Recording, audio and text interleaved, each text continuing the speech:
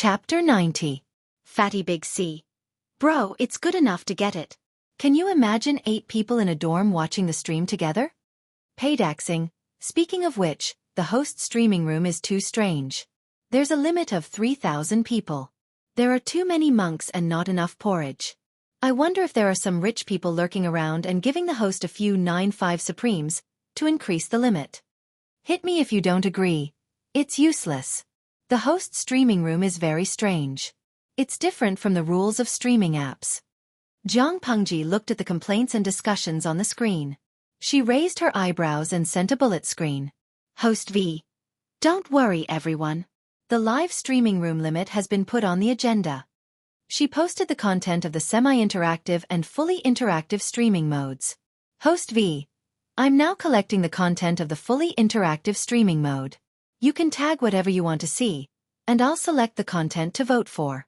As for the content of the semi-interactive streaming mode, I'll open it when there's a suitable opportunity. As there was a new group of viewers in the streaming room, Jiang Pengji simply explained in detail what happened in the streaming room. Fatty Big C. He. I want to see the host go to a brothel. I heard there are many high-quality girls in this room. Maybe it was because of the culture of modern society. Many people were more sensitive to these special industries and were more curious about them. Fatty Big C started the discussion, and the screen was filled with comments about visiting a brothel and looking at girls. Paydaxing. That's not right. I heard the host is a girl. Are you guys crazy to let a girl go to a brothel in ancient times? There are all sorts of people there. If the host gets bullied, will you take responsibility? What a bunch of troublemakers. There were some who wanted to cause trouble, and there were also some righteous young men. Apart from Paydaxing, there was also a small group of viewers who supported him. After all, women in ancient times were very particular about their reputation. If an unmarried girl went to a brothel, even if nothing happened, her reputation would be ruined. Jiang Pengji quietly watched the fun and didn't get involved. However, she also wanted to go. After all, there were many beautiful girls. But Lu Shi's father probably wouldn't want to see his daughter go to a brothel. She silently looked at the bullet screen for a while, then turned her head and said to Takshu with her usual expression, "Go get Xueqi here." Xuanmei's eyes lit up when she heard Xueqi's name. She looked at Jiang Pengji with yearning. Takshu was initially reluctant. She did not have a good impression of Xueqi. However, when she saw Xuanmei's reaction, she frowned and immediately accepted the task. The place where Xueqi lived was not far from Jiang Pengji's courtyard. Takshu was efficient. She quickly brought him over. "Let's go," Jiang Pengji said to Xueqi. It was the first official training for the servants. She felt that it would be better for her to be there to hold the fort. Xueqi's small stature was not threatening at all. It was different from the day before. Other than Jiang Pengji's horse carriage, there were 2 bullock carts with heavy loads following behind. Seeing this, Xueqi could not help but ask suspiciously, "Lang Jun, what are you doing?" Jiang Pengji gave a simple explanation. "Since we're going to train, we can't lack the necessary items. These are prepared for their training. I also asked the sewing room to make a lot of sandbags, but the cloth is rough and normal sand will seep out easily, so I chose dry clay." Xueqi tilted his head and thought about the pattern Jiang Pengji had drawn. He thought about the large amount of wood she had bought the day before. "The wood you bought yesterday was also for the training?" Jiang Pengji did not hide it. "Yes. It's just that those items are more delicate. The carpenter said it would take 10 days to half a month to produce the finished products. It's still a problem if they can't be used. If they can't be used, we need to find more suitable wood or substitutes." Xueqi recalled the strange pattern he had seen. He was a little confused. "I heard that the Lu's woodworking workshop is one of the best in Hejian County. The craftsmen there are also skilled and experienced. I wonder what it is that even they have to spend so much effort on?" Jiang Pengji tilted her head and looked at him. She said strangely, "Have you ever seen a servant patrolling the courtyard empty-handed? Since the carpenters were rushing to make them, they were naturally weapons that were more convenient to use." Xueqi's face changed. "Privately made weapons? Of course not. It's just a crossbow that I improved. It can be used for hunting. Your previous words have reminded me that not everyone has the strength to draw a heavy bow. Even a strong man, if he doesn't eat his fill for a long time, he won't even be able to stand properly, let alone shoot an arrow." Not everyone has the ability to shoot from 100 steps away. If you want to achieve this, you need to train hard for a long time. The efficiency is too low. She did not elaborate, but Xueqi understood the hidden meaning in her words. Was his Lang Jun hinting that the crossbow she had asked the craftsman to rush to make could easily shoot a crossbow for those who lacked strength and eyesight? If there really is such a weapon, Lang Jun should choose the craftsman well in case the secret is leaked. Xueqi looked calm, but his heart was in turmoil. Was there really such a magical thing in the world? Zhang Pengji nodded her head. In this era of cold weapons, the emergence of any advanced weapon could achieve the unexpected effect of changing the outcome of a war. Although she did not care about these things, she could not let others take advantage of them. I'm not a naive person. For such an important thing, I will naturally find a reliable person. Most people would be naked in front of her when they were completely unprepared. She knew whether or not they could be used. Naive? What does that mean? Xueqi nodded at first, but then he was confused. Zhang Pengji explained with a straight face, silly and naive means unreliable. Many viewers in the streaming room felt sorry for Zhang Pengji as she bullied Xueqi. Manzugu. #laughter cry. Streamer. It's not nice of you. Don't bully the cute baby. Xueqi was very similar to a certain young male idol in their era. That young male idol's fans called him cute baby. Xueyan Feng Mian. #goodbye. I've lived for a long time, but this is the first time I know that naive means unreliable. Qing Shan Wei Xue Bai Tu. Someone help. The streamer's language teacher's coffin is about to collapse. Zhang Pengji secretly shrugged. She had learned the word naive from the bullet screen of the streaming audience. How could she be blamed if she misunderstood it? Xueqi listened to the explanation and said seriously, Lang Jun is not naive. Chapter 91. These people can be the first group leaders. If they don't make the cut, we'll eliminate them in the next selection test. Xueqi took the list, glanced at it, and remembered it. Lang Jun, are you really going to lead them to kill the bandits after the training? Zhang Pengji raised her eyebrows, and her eyes were sharp. Of course. Do you think I'm joking? Xueqi shook his head. He had seen Zhang Pengji's methods, so he didn't think she was the kind of person who would joke. I don't mean that. It's just that most of the bandits around Hejian County are hiding in the deep mountains, and it's hard to find them. If we get entangled with them, I'm afraid we'll be at a disadvantage. Although he didn't say it directly, Xueqi wasn't optimistic about it. Let's not talk about that. Those bandits are all desperados. They have nothing to worry about, so they're naturally cruel and bloodthirsty. But those servants don't have the heart to die. It was said that the unreasonable were afraid of the reckless. A group of servants who had no experience in killing had little chance of winning against the bloodthirsty bandits. There's always a first time for everything. What's so scary about killing? Zhang Pengji glanced at Xueqi. Although he was young and skinny, he had chopped people to death with a hatchet. Since she said so, it was obvious how determined she was. Xueqi wouldn't ask for a rebuff and continue to persuade her. The training process and specific programs were written in detail in the booklet. They were all basic physical training, so it wasn't difficult to do. Xueqi gathered everyone together. First, he picked out a few corporals, and then he divided the rest of the servants into groups. The whole process was quiet. The group of people were as obedient as little chicks, waiting for their mother hen to assign tasks. Surprisingly, no one dared to make a sound and cause trouble. What a joke. Did they dare to make a sound? Yesterday, the fiend who single-handedly defeated more than 10 of them was staring at them from the side. Who would want to live too long? Thinking about the scene from the day before, the places where Zhang Pengji beat them still hurt. Because the training environment was too simple, the training programs were naturally not fancy, so basic physical training programs were very common. Xueyan Feng Mian. It feels like an ancient military training? Patrick Starr. This is much more difficult than military training. When I was in school, military training was either running or walking in a square formation. It was actually quite easy. As for these people, after a period of training, they would be sent to suppress bandits. If they were not careful, they would lose their lives. Fatty Big C. I just finished military training a month ago. It's much easier than them. Full mouth of dog food. But is this training useful? Why did it feel so unreliable? Tudu Feichio. It can't be like that. How can the host be so unreliable? How could Zhang Pengji not have considered these things that even the live stream viewers knew? Pure physical training could only make these servants stronger and stronger, but it was not enough to fight the bandits to the death with just this. After all, they were the embryonic form of an orderly troop, not a pile of loose sand that fought on their own. They didn't need powerful individual combat abilities, but they needed to learn how to cooperate in small groups. Running 10,000 meters 3 times a day doesn't mean that you can finish it with all your might. This method is the dumbest. You will run out of energy one by one, and when you reach the finish line, you will be too tired to get up. Let's say you are a speedy troop that received orders to support a battlefield. If you follow this method, even if you arrive in time, you will be a tired troop with no combat ability.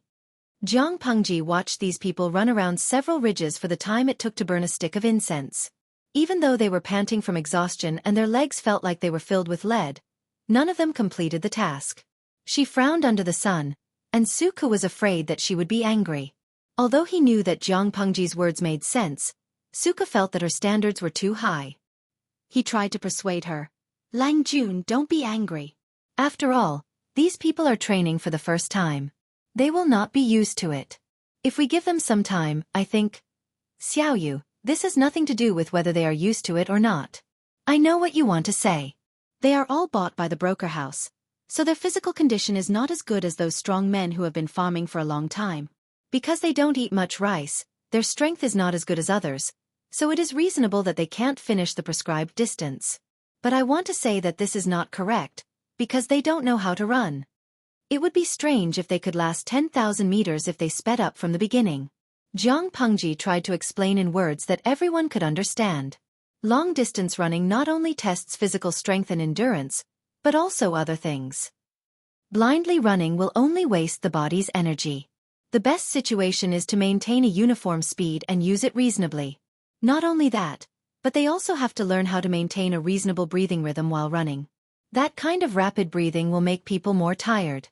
And the range of running, like that person who wanted to swing his arm to the sky, is ridiculously wrong. More importantly, the running posture was too eye-catching. This was the most basic physical training. There would be all kinds of weight-bearing events in the future, and it would be even more tiring. Looking at these guys, there was only one word in Zhang Pengji's mind: chicken. Thinking back, even when she was selected to be trained in a low-level military school when she was still a turnip, the training intensity was more than 10 times higher than these people. She steadily withstood it. These men were all like soft-footed shrimps. They couldn't even compete with her when she was 5 or 6 years old. Chicken. If you don't train well now, you will have no bones left in the future. Zhang Pengji sneered and concluded. Xueqi, who was beside her, was as silent as a chicken, and he did not try to persuade her. He understood that Zhang Pengji did not use the standard of a normal servant to ask these people, but the standard of a tiger, wolf, and bear soldier. As the saying goes, speed is the most important thing in war. For an army, they could easily travel hundreds of miles in a day. It was okay to rush to help or to launch a surprise attack. If they were in such a state, they would not be able to arrive in time even if they risked their lives. When the time came, the people and horses would be exhausted, and they would be ambushed by the enemy who was waiting for them. Of course, this once again proved how ambitious his Lang Jun was. She really wanted to cause trouble. One by one, get up. Lying on the ground and panting like dogs. Don't you think it's ugly? Zhang Pengji looked at them disdainfully and chased them up from the ground like she was chasing ducks. Her movements were not gentle at all. Looking at these people getting up in 2s and 3s, although their faces were ugly, they were not at their limit. She was slightly satisfied. When they are done with their training, I will buy some younger ones. The old will guide the new. That way your task will be lighter. Chapter 92. Novel Network, to provide you with exciting novel reading. Since it was just the beginning, the training was very basic. There was physical training in the morning and a 10,000-meter run 3 times a day. In the afternoon, they practiced the spear made from a wooden stick. They practiced the basic movements of blocking, holding, stabbing, wrapping, circling, pouncing, pointing, and pushing. She knew about the spear because she had been to the Museum of Ancient Times in her previous life. The history of the evolution of weapons in the military school also briefly described the evolution and development of weapons in the ancient times, modern times, ancient times, modern times, and modern times. Xueqi held the spear that the carpentry workshop had rushed to make. He weighed it in his hand and suddenly thrust it forward. It looked quite imposing. I couldn't tell. You look as weak as a chicken, but when you play with a spear, you have quite a bit of power. Xueqi was speechless. Chicken. Chicken. Ha ha ha, so that's how Lang Jun sees him? Tao Wu put away the spear. Xueqi looked like he had nothing left to live for. Lang Jun, I'm sorry. Zhang Pengji smiled without saying a word. She raised her hand and pointed at the other wooden spear. The spear bounced up and jumped into Zhang Pengji's palm. She smiled and said, "Do you want to loosen your muscles and bones?" Xueqi was stunned. Before he could understand what she meant, a wooden spear came at him.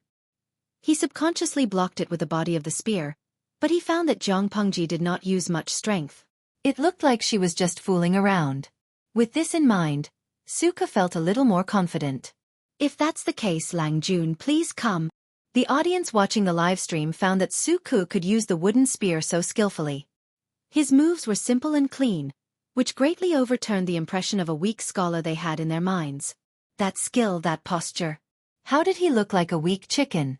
In fact, the 6 arts of a gentleman included etiquette, music, archery, imperial carriage, calligraphy, and mathematics. Many scholars could pick up a pen and write poems, ride a horse and play with a spear and shoot arrows, and more or less had some martial arts. Even though most of them were just for show, they looked good but were useless.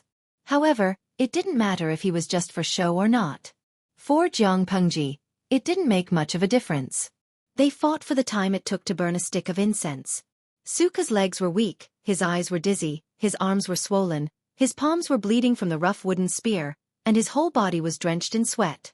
But Zhang Pengji still looked like nothing had happened. Even her breathing was not irregular, and her forehead was dry. Young people still need to train. His arms are as soft as noodles. This won't do. She smiled and stabbed the wooden spear into the ground. Like a knife cutting through tofu. Half of the spear entered the ground. I'm not talented, but Lang Jun is brave. Xueqi cupped his hands and smiled bitterly. He was better at using his brain, and this kind of activity almost made him sprain his waist. As for Zhang Pengji's teasing, he just ignored it and didn't take it to heart. You're still young, so you need to train more. I'm weak and have a lot of problems. I can't stay idle. If you follow me, you really have to train hard. Otherwise, I'm afraid you'll get tired. Zhang Pengji smiled and encouraged him. Literature can bring peace to the world, and martial arts can bring peace to the world. Just thinking about it makes my blood boil. Xiaoyu, if you're willing, you can train with these people. She could see that Xueqi did have some skills. Wouldn't it be a pity to waste them? I was young and ignorant. I was a ranger for a period of time. Later, I met my teacher and was enlightened. That's why I became obsessed with the sage's books. Every man had the dream of being a great hero. He would help the weak and rob from the rich to help the poor. Xueqi was no exception. He had a period of chunibu, but in the end, he put down his sword and picked up his brush to study quietly. He wanted to be a good son who could make his mother feel at ease. It was a pity that his mother died young before she could enjoy her son's filial piety for a few years. Zhang Pengji tilted her head and complained, "Young and ignorant? You make it sound like you're very mature now." Xueqi was speechless. On the other side, a friend who was watching the live stream gave Xueqi an emoji. Cafeteria Dafinanti, young Xueqi, Lang Jun, I'm telling you, you'll lose your baby if you keep this up. Zhang Pengji glanced at it and said to Xueqi with a smile. Were you thinking that if I continued to tease you, you'd throw a tantrum? Xueqi blushed and said awkwardly. Lang Jun, please don't joke around. Zhang Pengji said to him seriously. Actually, you can throw a tantrum. I can tolerate it. A little temper makes you cuter. In her eyes, Xueqi was a teenager who threw a tantrum. It was fine for him to be stubborn once in a while. Xueqi was silent. How should he, as a page boy, deal with his Lang Jun, who was 5 years younger than him, rudely throwing a tantrum in front of him? Hurry! I'm waiting online. Reality proved that a rabbit would bite when it was anxious, and Xueqi would choke when he was anxious. Lang Jun, you should save your sweet words for the girls in Lang Lang Alley. After saying that, Xueqi cupped his hands and bowed, then flicked his sleeves and left. He could not vent his anger on Jiang Pengji, but it was not a problem for him to torment the servants. The more he understood, the more he felt that the image of the noble son in his mind was crumbling. Of course, it would not take long for him to realize that it was not the noble son who crumbled, but his weird Lang Jun. Tisk. TSK. Speaking of looks, the girls in Lang Lang Alley may not be as elegant as Xiaoyu. Jiang Pengji lowered her voice to make sure that Xueqi, who was swinging his sleeves, could hear her. Then, Jiang Pengji saw him stumble and miss his footing. He rolled down the ridge of the field. The audience in the streaming room felt sorry for Xueqi when he couldn't help teasing her. Canteen Daffin Auntie. Streamer, you are so evil. You even bully a cute kid like Xueqi. I can't bear to see it. She's so adorable, so beautiful. How could you be so cruel to her? I really wanted to rush out of the screen and hug him. Badeo Zhangzi. I've never seen such an evil streamer. Look, you scared him. Sakayatu too. People in ancient times are very serious. If you do that, he may hate you. Be careful, he might become evil. Xian. Ha ha ha, I'm looking forward to Suka's evil appearance. Then, he will fall in love with the heartless streamer. Jiang Pengji ignored the teasing comments on the screen. She walked to the ridge of the field, squatted down, and carried Xueqi, who was lying on the ground on her back. Xueqi was shocked by her actions again. His body was obviously stiff and his muscles were tense. You're so careless even when you're walking. Fortunately, the ridge is low and has been carefully cleaned by the tenant farmers. There aren't any big rocks. Otherwise, you might have broken a leg and disfigured yourself. Jiang Pengji was carrying him on her back, but her steps were light and vigorous. Xueqi finally recovered from the shock. He did not know where to put his hands, and his face was full of embarrassment. Hearing Jiang Pengji's accusation, Xueqi felt a sense of helplessness. Chapter 93. Am I wrong to say that you're good-looking? Jiang Pengji raised her eyebrows and said matter-of-factly, it's something to be proud of if you're good-looking. It means that your appearance is much better than the average person. Love, gob, small, talk, netku. Xueqi could neither swallow nor spit it out. His originally pale face turned purple from the suffocation. That wasn't a compliment. She was flirting with him. I'll take you to Lang Lang Alley when I'm free. I don't want you to say that I'm flirting with you. She was always wrong. Xueqi was speechless. Jiang Pengji continued, but with your looks, I don't know if you're playing with them or if they're playing with you. Xueqi was speechless. Could she stop talking about Lang Lang Alley? She was going to be traumatized. Cafeteria Daffin Auntie. Then it must be those coquettish bitches playing with Xueqi. You'll be at a disadvantage if you go there. Even though the viewers in the streaming room were a bit weird, they had a normal aesthetic sense. They all felt that Xueqi would be at a disadvantage if he went to Lang Lang Alley. Thinking of the innocent young Xueqi falling into a group of coquettish cheese and being tossed and turned by them, he started to cry pitifully. At that moment, howls and howls could be heard from all directions in the live stream room.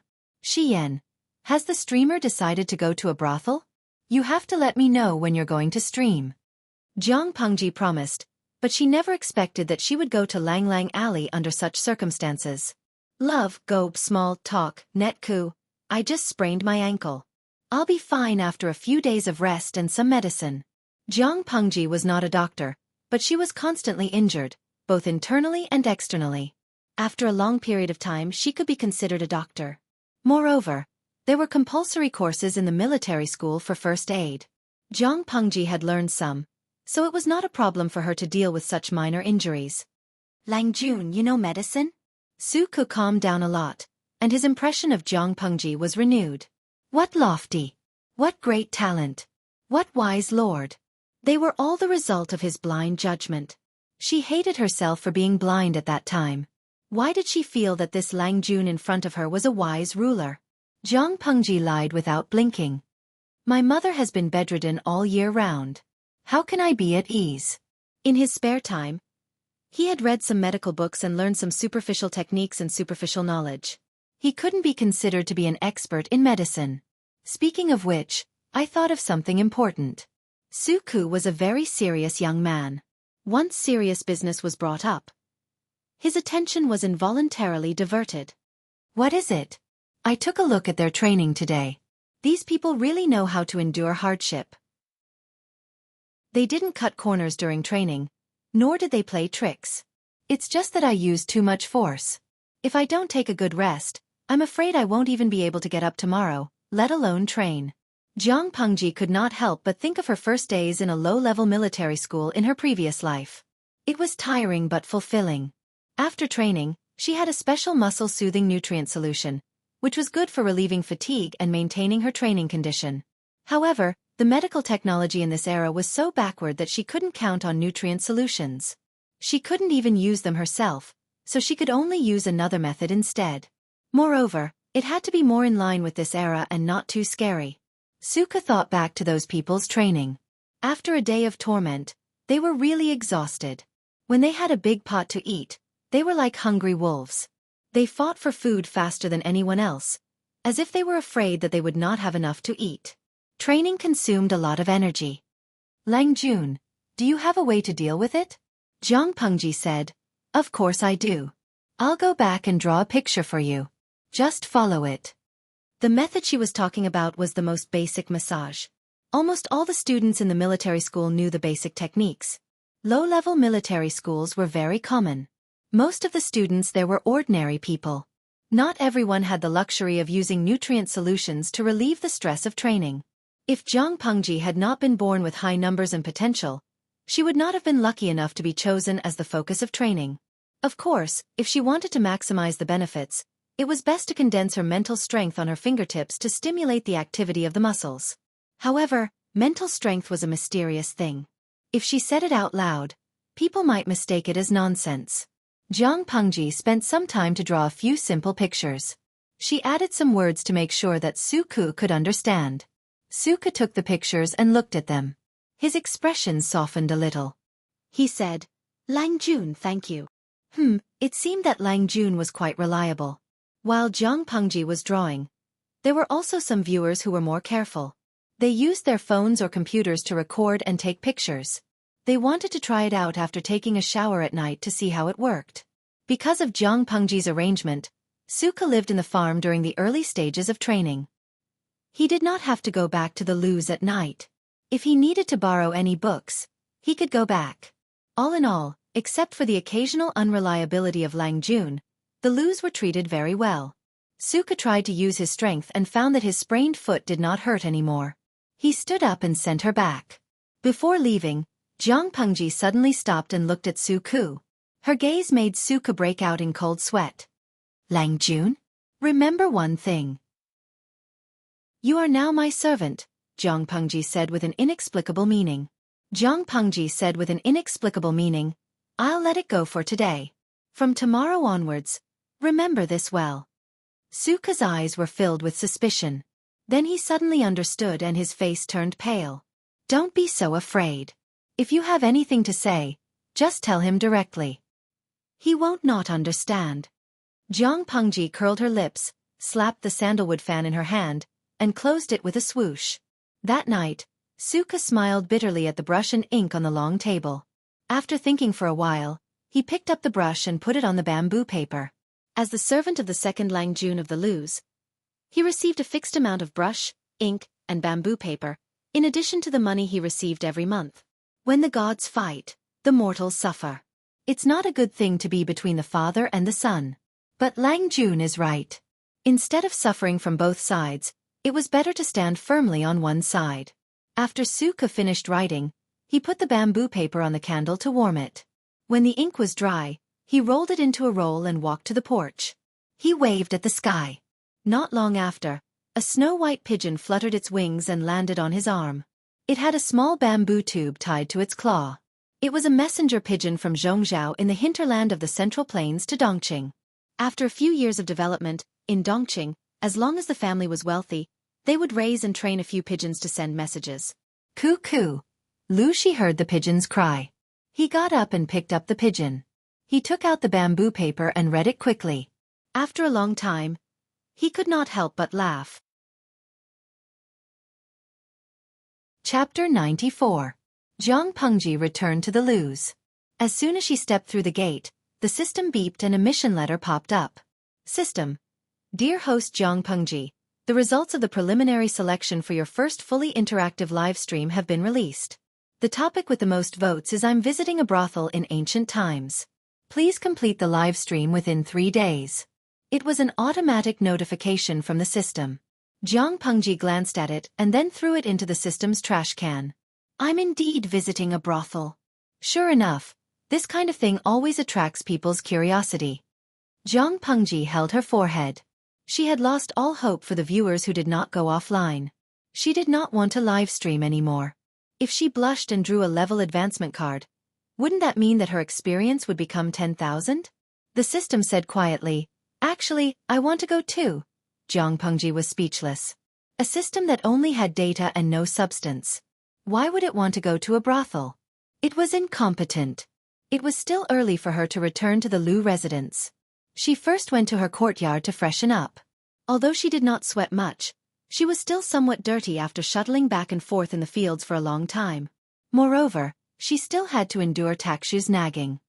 Lang Jun, you are so precious. You can just leave everything to Xueqi. You have to do it yourself. That's great. I've never seen Lang Jun look so dirty. 2 of his handkerchiefs are dirty. Zhang Pengji knew very well that she could not argue with the woman at this time, because no matter how reasonable she was, it would be unreasonable. Silence was the best comfort.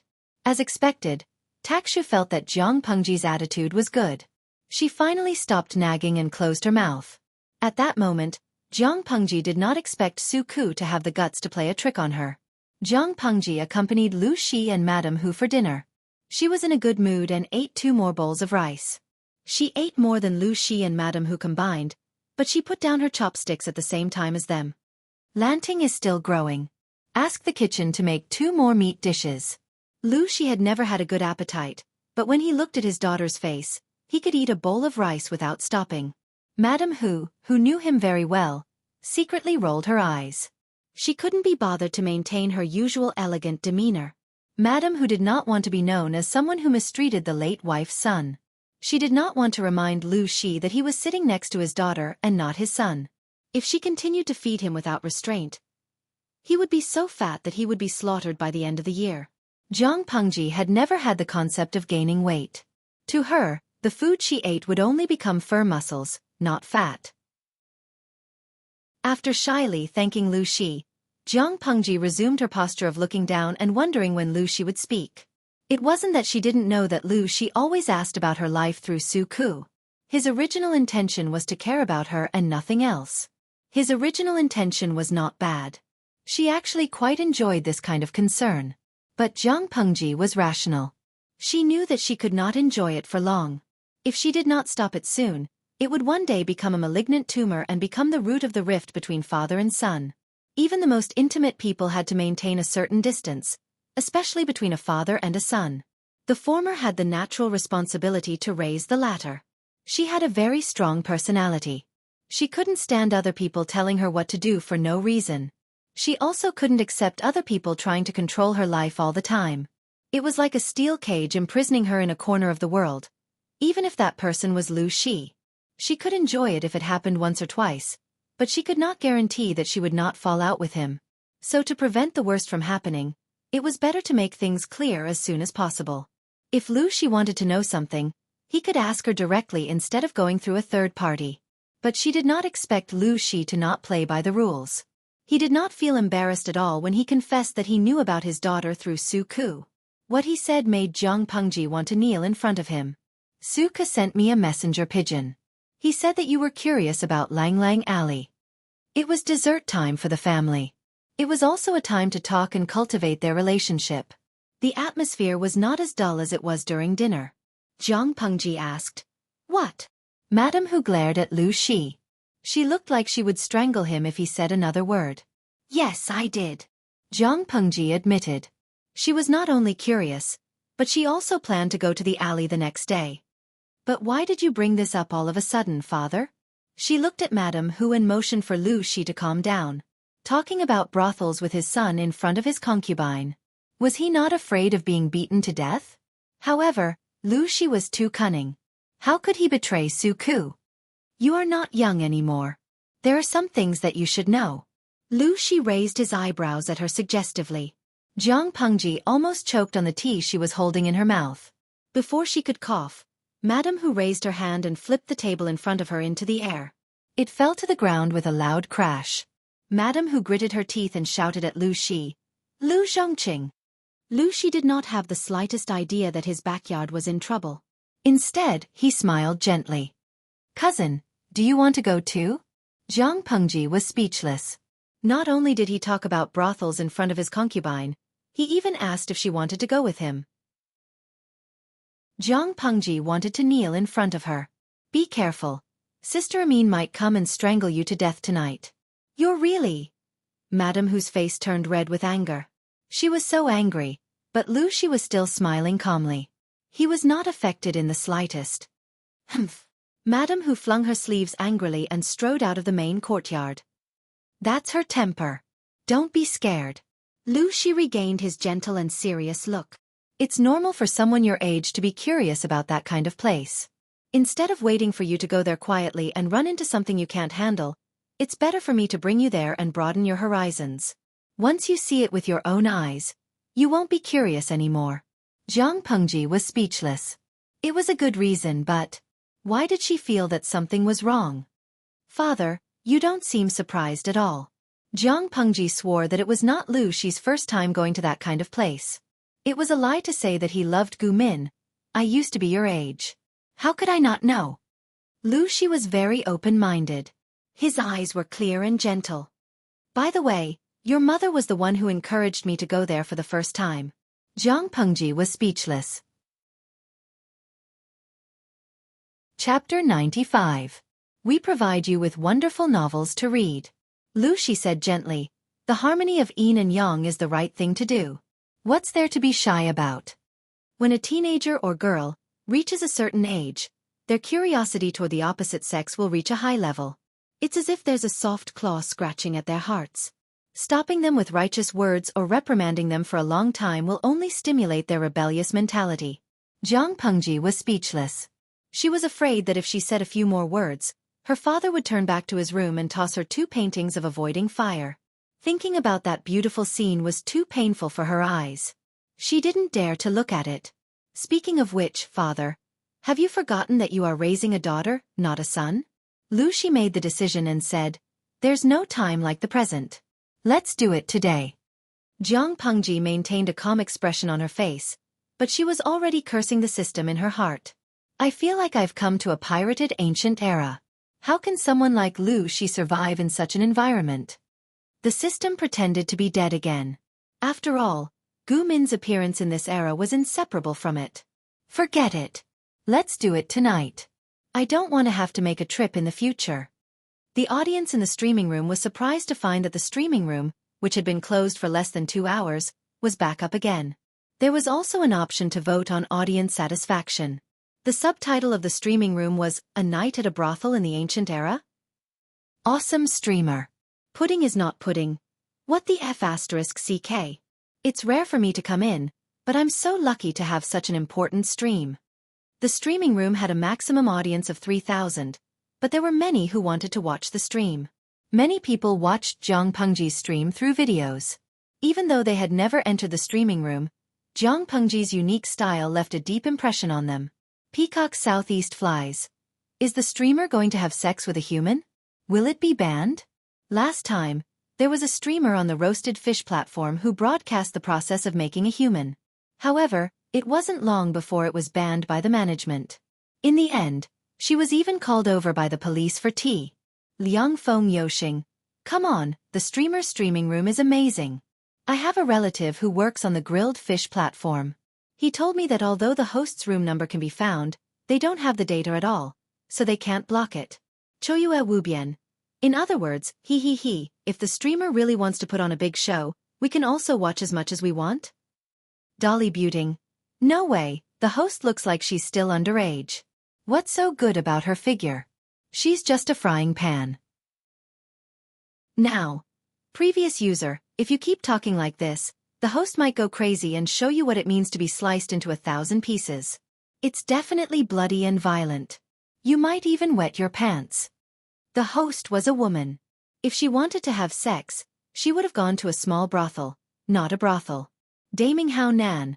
When it comes to sanitary napkins, you think of women's menstruation. When it comes to brothels, you think of men and women having sex. Is your brain filled with perverted trash? Could their thoughts be a little more pure? This was clearly a very serious and inspiring live broadcast room. Because of the sudden start of the live broadcast, many old viewers were unable to squeeze in. 90% of the live broadcast room were unfamiliar faces, and the atmosphere became a little impetuous. Jiang Pengji took a look and her expression became colder and colder. There would always be people who did not learn their lesson. It was okay to joke, but it depended on who the person was joking with. If it was just a stranger, the joke would not be a joke.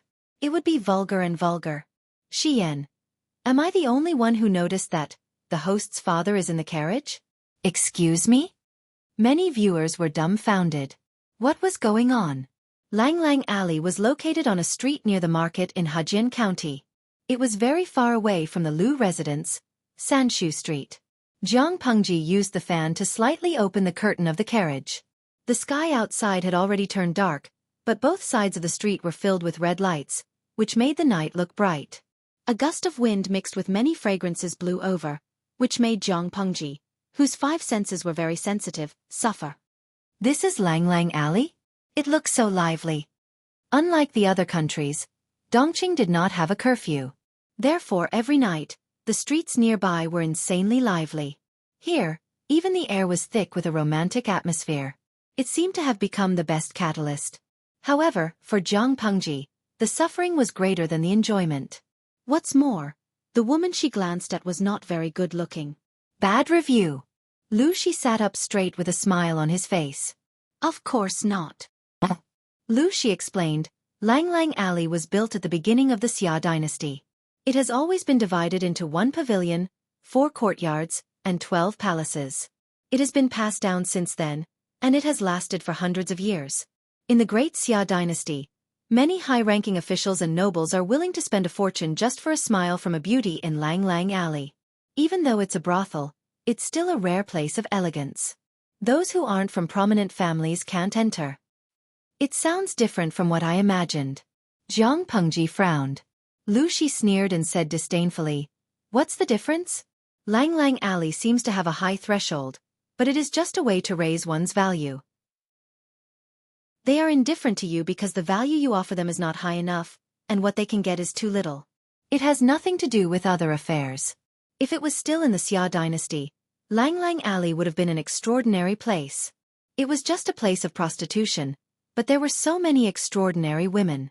But after the establishment of Dongqing, Lang Lang Alley became an ordinary place of prostitution. Many brothels opened along the street. That's what you see now.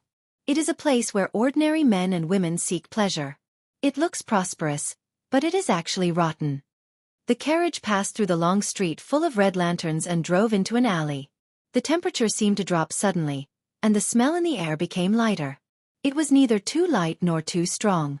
It was like a dandelion brushing against the back of one's hand, itchy and smooth. Here we are. Jiang Pengji lifted the curtain and read the words on the plaque. Hanyan Courtyard? Shall we go in? It was more of a mansion than a courtyard. The facade was neat and tidy, and it was several times bigger than the Lu mansion. Lu Shi closed his eyes and thought for a while. He changed his mind and said, No, let's find another one. Why? Jiang Pengji asked in confusion. She also asked the question that was on everyone's mind. You don't look interested at all. Although this Hanyan Courtyard is a place of prostitution, the women there are all talented women who are good at music, chess, calligraphy, and painting.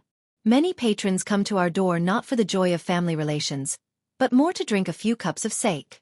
The more advanced a brothel was, the more noble the women there were. Some of them were as good as the women of noble families. Chapter 96. Lu Shi paused and his expression turned strange. After a long time he said, Your mother calls this behavior pretentious of a beast in human clothing. Love, go little, say, net w. Chu men who come to Lang Lang Alley to seek pleasure must come from well-off families and have many wives and concubines. However, they still like to come to this kind of place. Why do you think they do so? It's not because of the women's looks, but because of their talents. There were few literate women, and women who were well-read, talented, and considerate were even rarer. Those men didn't have a common language with their wives and concubines at home, and they couldn't talk for a long time. But when they came to Lang Lang Alley, they could find their soulmates and talk happily. It was more satisfying than having sex. It was hard for people who weren't of the same kind to understand. At first, Lu Shi thought it made sense, but as soon as he expressed his opinion, Gu Min scolded him. "Mother, you're such a clever person. You're so insightful." Zhang Pengji agreed. Wasn't it pretentious of a beast in human clothing? If that's the case, Lang Lang Alley should be quiet. Why don't you go there, father? Lu Shi looked down and said, "You like crowds. I don't think you'll find an atmosphere you like there." Zhang Pengji was speechless. Pudding is not pudding. No one knows a daughter better than her father. "Father, let me give you a like." Xian. Wow, the host's father is still so cute. It feels super harmonious when father and daughter get along. Especially when the host's father teases the host seriously. I can feel the host's powerlessness in the bullet screen. Chow Zhao Mu Mu. Ha ha ha, the host has met her nemesis. Now, I bet on a spicy stick that the host's inner bullet screen is full of *T. Lu Shi picked a brothel with a large area and a lot of customers. The name was very tacky. Ing Chun Brothel. Even though Lu Shi had left Hejian County for many years and no one remembered his face, his elegance coupled with his exquisite silk cloak made him stand out in the crowd. He was the kind that could be found in a sea of people at a glance. The brothel keeper's eyes lit up, and she welcomed her enthusiastically. Zhang Pengji could not help but think of the woman broker she saw in the broker house that day. "Guests, please come in." The brothel keeper waved her fragrant handkerchief. Lu Shi furrowed his brows and took a step back to avoid the brothel keeper's hand. "Find the prettiest woman here to serve me. I want a private room, and don't be too noisy." Lu Shi's expression remained cold and indifferent. He wasn't as frivolous or joyful as other men who were looking for pleasure. The madam was puzzled, but she had been in the brothel for many years. She had good judgment. The man in front of her was obviously not here to have fun. Thus, the madam lowered her head slightly and silently met Zhang Pengji's gaze. So he was the one who was looking for pleasure. The madam instantly knew the truth. Her heavily made-up face bloomed like a flower. "Don't worry, sir. In this area, everyone knows that the girls in our Ing Chun house are the best. I guarantee you will enjoy yourself to the fullest." After saying that, the madam turned around and called for a skinny girl in green to lead the two to a private room. The madam looked to be in her early 30s. In the eyes of the people of this era, she was already middle-aged. However, the charm that she exuded was not something that young ladies could imitate. Her charm was still there, so Zhang Pengji watched her leave. Lu Shi looked down and asked Zhang Pengji what was wrong with his eyes. Zhang Pengji opened the sandalwood fan in her hand and used it to cover her face. Only a pair of smiling eyes could be seen. The way that madam walks reminds me of a phrase. Swaying. The corner of Lu Shi's mouth twitched. He made an "oh" sound as if he had nothing left to live for. Why did he feel that something was not right? "Please follow me, Lang Jun." The girl in green was still young. She looked to be no more than 10 years old. However, after living in such a place for a long time, she had developed an extraordinary eye for people. Whether it was the way she spoke or the way she bowed, she looked very proper. Zhang Pengji furrowed her brows and suppressed her 5 senses. Only then did she feel better. The private room was not small. When the girl in green opened the door, the elegant attire that came into view was refreshing. A private room, a private room. It lives up to the word, elegant. Go get someone to prepare a table of light vegetarian dishes and bring 2 pots of sake over. Zhang Pengji looked around and then sat down at the 4-corner table in the middle of the private room. She leaned against the table and seemed to be enjoying herself. "By the way, do you have any girls who sing for fun?" Pudding is not pudding. I'll bet a spicy stick that the streamer is a veteran. Didn't you see the look of despair on her father's face? The live stream audience member said what Lu Shi was thinking. He was a little nervous when he saw that his daughter was familiar with the place and did not seem to have any stage fright at all. Could it be that before he came back, his daughter was already a regular customer here? Lu Shi could be considered calm, but he could no longer remain calm.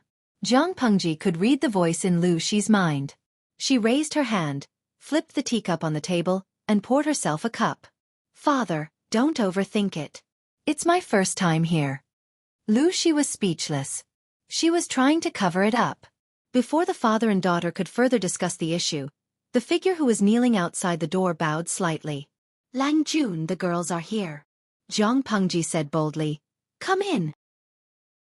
Then, the door opened and two girls, about 16 or 17 years old, came in. The material of their clothes was comparable to that of a normal girl from a wealthy family. Behind them were four girls who were holding musical instruments and had their hair combed into a girl's bun. The former sat next to Jiang Pengji and Lu Shi. One was delicate and the other was bright and beautiful. The latter sat quietly in the corner of the private room. Host V. Do you want to sing?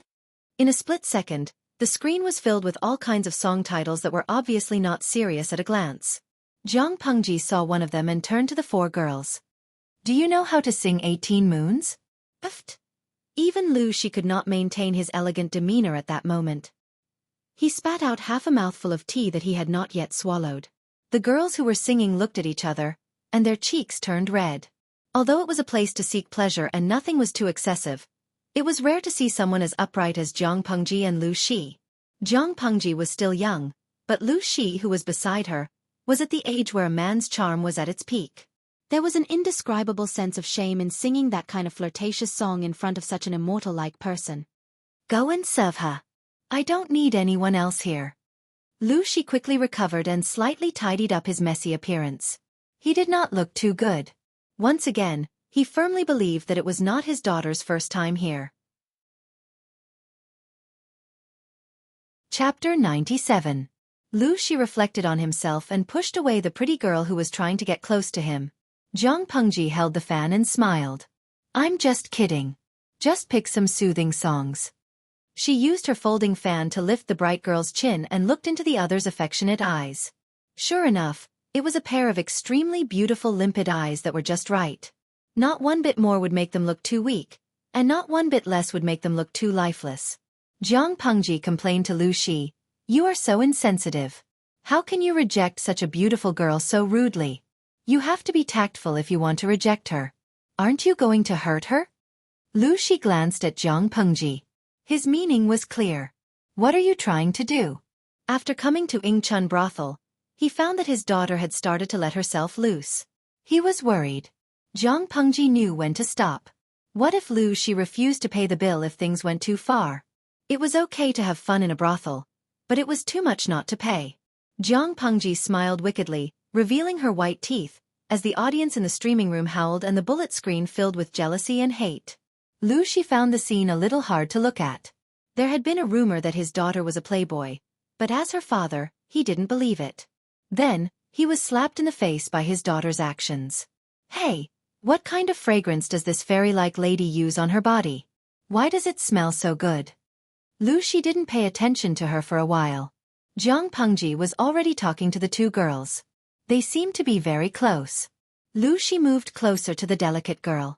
The girl's cheeks were flushed and she looked extremely shy. Lu Shi slowly moved closer to the girl's neck. From the outside, it looked as if she was half lying in the girl's arms. The two of them were so intimate that Lu Shi felt even more hopeless. The pretty girl blushed and said in a low voice, I made all the perfume myself. The perfume on the market didn't suit everyone's skin. For the girls in the brothel, the condition of their skin was more important. The girls in the brothel were not to be underestimated. They all had their own unique skills. She was not good at making perfume herself. You made it yourself? This smell is indeed very unique. It's fragrant but not greasy, thick but not overwhelming, and lingers for a long time. Truly fragrant. Jiang Pengji sniffed carefully again. If one paid close attention, one would notice that there was some interest in her eyes, as if she had found some evidence. This fragrance was somewhat familiar. It's good that Lang Jun likes it. I also like it, the woman said in a low voice, her face full of shyness. She was petite and dainty, not much taller than Jiang Pengji. Her posture was even more pitiful. When she lowered her head slightly and revealed her fair neck, This simple action could evoke the desire in a man's heart. Pudding is not pudding. Looking at this scene, I suddenly thought of a saying. I feel that it fits the situation very well. The gentleness of lowering one's head is just like the shyness of a water lotus in the cold wind. Dolly Buting. Come on, no matter how pretty she is, she's still a prostitute. She's a whore who can sleep with anyone. What water lotus? She's not good enough. Now, what's wrong with the person above? Which word poked your D***CK? You watch the stream quietly, then jump out and step on others to show how clean you are. Xian. Exactly. How noble are you to stand on the moral high ground and look down on her? Lanky Yubus. Before looking down on their work, first consider the context of the era and think from another angle. Don't spout **T at the beginning. Where's your quality? Dolly Buting. A bunch of saints. If they were so compassionate, why don't you suggest that the streamer save them? Their mouths are incessant. To put it bluntly, it's easier said than done. They're just whores. What did I say wrong? They're whores that make money when they open their legs. This streamer is also a whores. Jiang Pengji looked at the sudden chaos in the streaming room and frowned. The flames of war had spread to her. Chuyue Wubian, whores are heartless, and entertainers are unjust. I really don't know what's the use of arguing about this. The streamer didn't even say anything. If she didn't control it, the streaming room would become a slaughterhouse. Although Jiang Pengji could ignore the comments, she had a certain understanding of the audience. Once their emotions were extreme, they could say anything disgusting. It was annoying to watch. Streamer V. From the perspective of employment, they're also women in the workplace. They have a job to support themselves. It's just that the job doesn't look good to you. Moreover, it's difficult to survive in today's world. There are countless cases of people selling their children and exchanging their children for food. Although they're despised by others, the quality of their lives is very decent. I don't think others have any right to despise them. I can only say that everyone has their own way of living. It's okay to disagree, but please respect them. Sometimes, Jiang Pengji couldn't understand the thoughts of ancient and modern humans, such as now. In her era, this profession had been legal for thousands of years.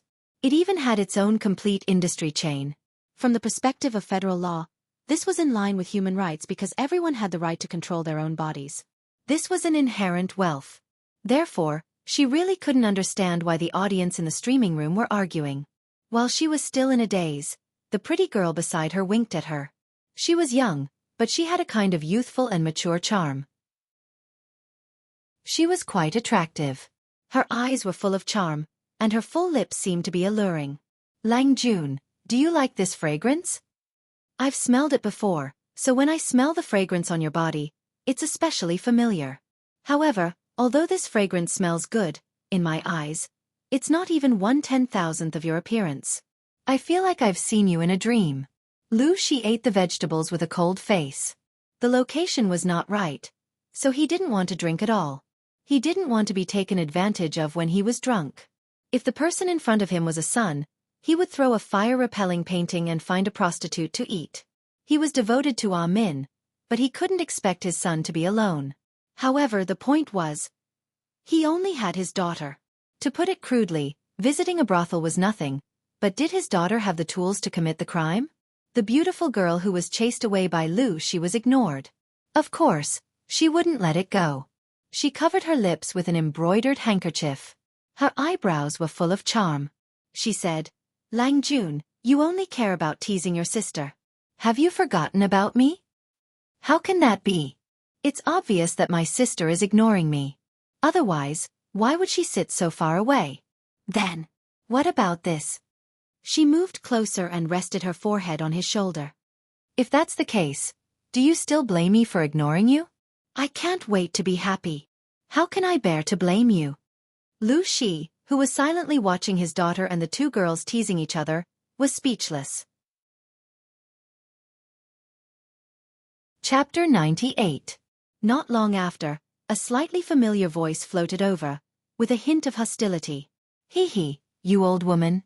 I gave you so much money, but didn't I say that before I leave Hejin County, these two can only serve me?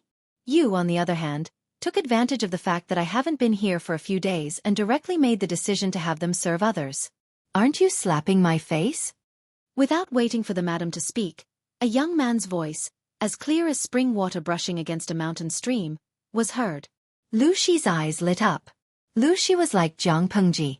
Not only was he obsessed with appearances, but he was also obsessed with voices. Forget it, Zhengzi. If you like it, you can ask 2 more courtesans to serve you. Why do you have to hold on to those 2 and offend them? Hearing the familiar voice, Jiang Pengji could not help but smile. She looked meaningfully at the pretty girl who took the initiative to lean into her arms. TSK. TSK. What is this called? It's fate. Tudu Feitio. Is there something wrong with my ears? Why do I feel like I heard the young man's voice? Aya Jiaoting. You didn't hear wrong. I remember Zhengzi is the courtesy name of Wuma Jun and Feng Jin have a good relationship. TSK. TSK. TSK. I feel like my heart is broken. Why is Feng Jin here? Jiang Pengji saw the change in Lu Shi's expression. Although he hated Feng Jin, he didn't seem to recognize his voice. Outside the door, Wu Majun frowned. He was dissatisfied with Feng Jin's behavior. Feng Jin was always against him. No matter what he said, Feng Jin could refute him. It was annoying and disgusting. The more Feng Jin objected, the more rebellious he became. He pushed aside the brothel keeper with one hand, ignored her pleading eyes, and pushed the door open. The girls who were singing stopped because of the commotion. The 2 groups of people outside and inside the door looked at each other in silence. Feng Jin, Wu Majun. Jiang Pengji was not affected at all. She smiled and said, Sisters, why did you stop? The faces of the women who were playing and singing stiffened, but they quickly returned to their working state. Their voices were a little soft, sweet, and sticky. It was as if they could penetrate into one's heart. Jiang Pengji was not used to it at first, but after listening to it for a while, she felt that it was quite nice and charming. Even though Feng Jin and Wu Majun didn't know Lu Shi, they knew Jiang Pengji, Lu Shi's son, Lu Shi. At this moment, it was a little awkward. He cupped his hands and said, Cough, cough, cough. I didn't know it was Lu Langjun in the room. Please forgive me for being rude. Wu Majun had the intention to win Jiang Pengji over to his side. Now that he had made such a big mistake, how could he not find a way to make up for it? Feng Jin felt even more awkward and uncomfortable. Were his eyes playing tricks on him? The man who had 2 beauties on his left and right, who was teasing 2 girls and laughing so hard. Was Lu Shi? A real warrior dared to face the fact that his female companions were drinking and hugging women in the brothel. Feng Jin was slightly embarrassed. Jiang Pengji gestured for him to step into the room. Wu Majun entered as well. Huayu, let me introduce you. Jiang Pengji did not think that the atmosphere was not awkward enough. She called out Feng Jin's courtesy name. Of course, Feng Jin did not realize that something was wrong. Close friends always called each other by their courtesy names. However, he did not realize the identity of the man sitting in front of him. Lu Shi, Feng Huayu. Haha, Feng Jin looked like he was all ears, but when Jiang Pengji said the first sentence, he could not take it anymore. This is my father. Feng Jin. Lu Shi's father was Hejian's Lu Shi or Hu County Chief Lu Zhongqing. So, he quietly turned his head to look at Lu Shi, only to find that Lu Shi was also looking at him coldly. What kind of experience was it to be caught in Yingchun House by his father's good friend? Feeling hopeless under a smiley face 3, angle. Feng Jin braced himself and said, Uncle Lu.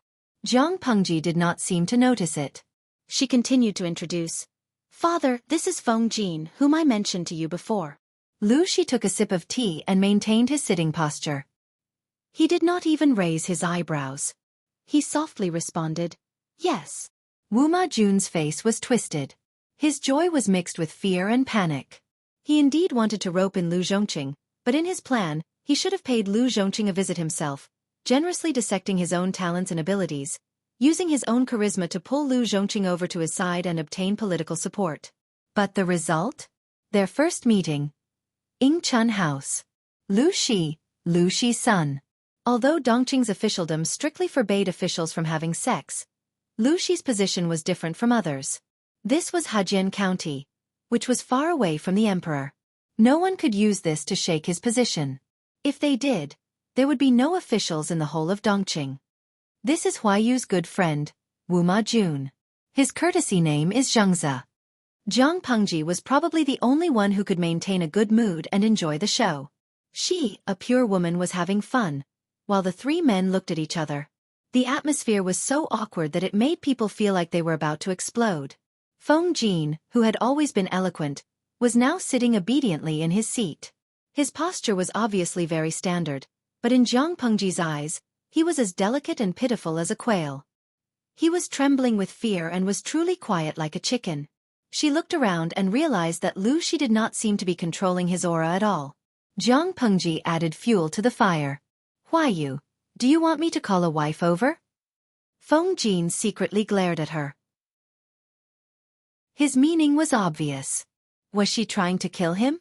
Lu Shi looked down and spoke like an elder talking to a junior. Huayu, are you married? Feng Jin broke into a cold sweat. He was not afraid of Lu Shi, but he was afraid that the news would spread to his family.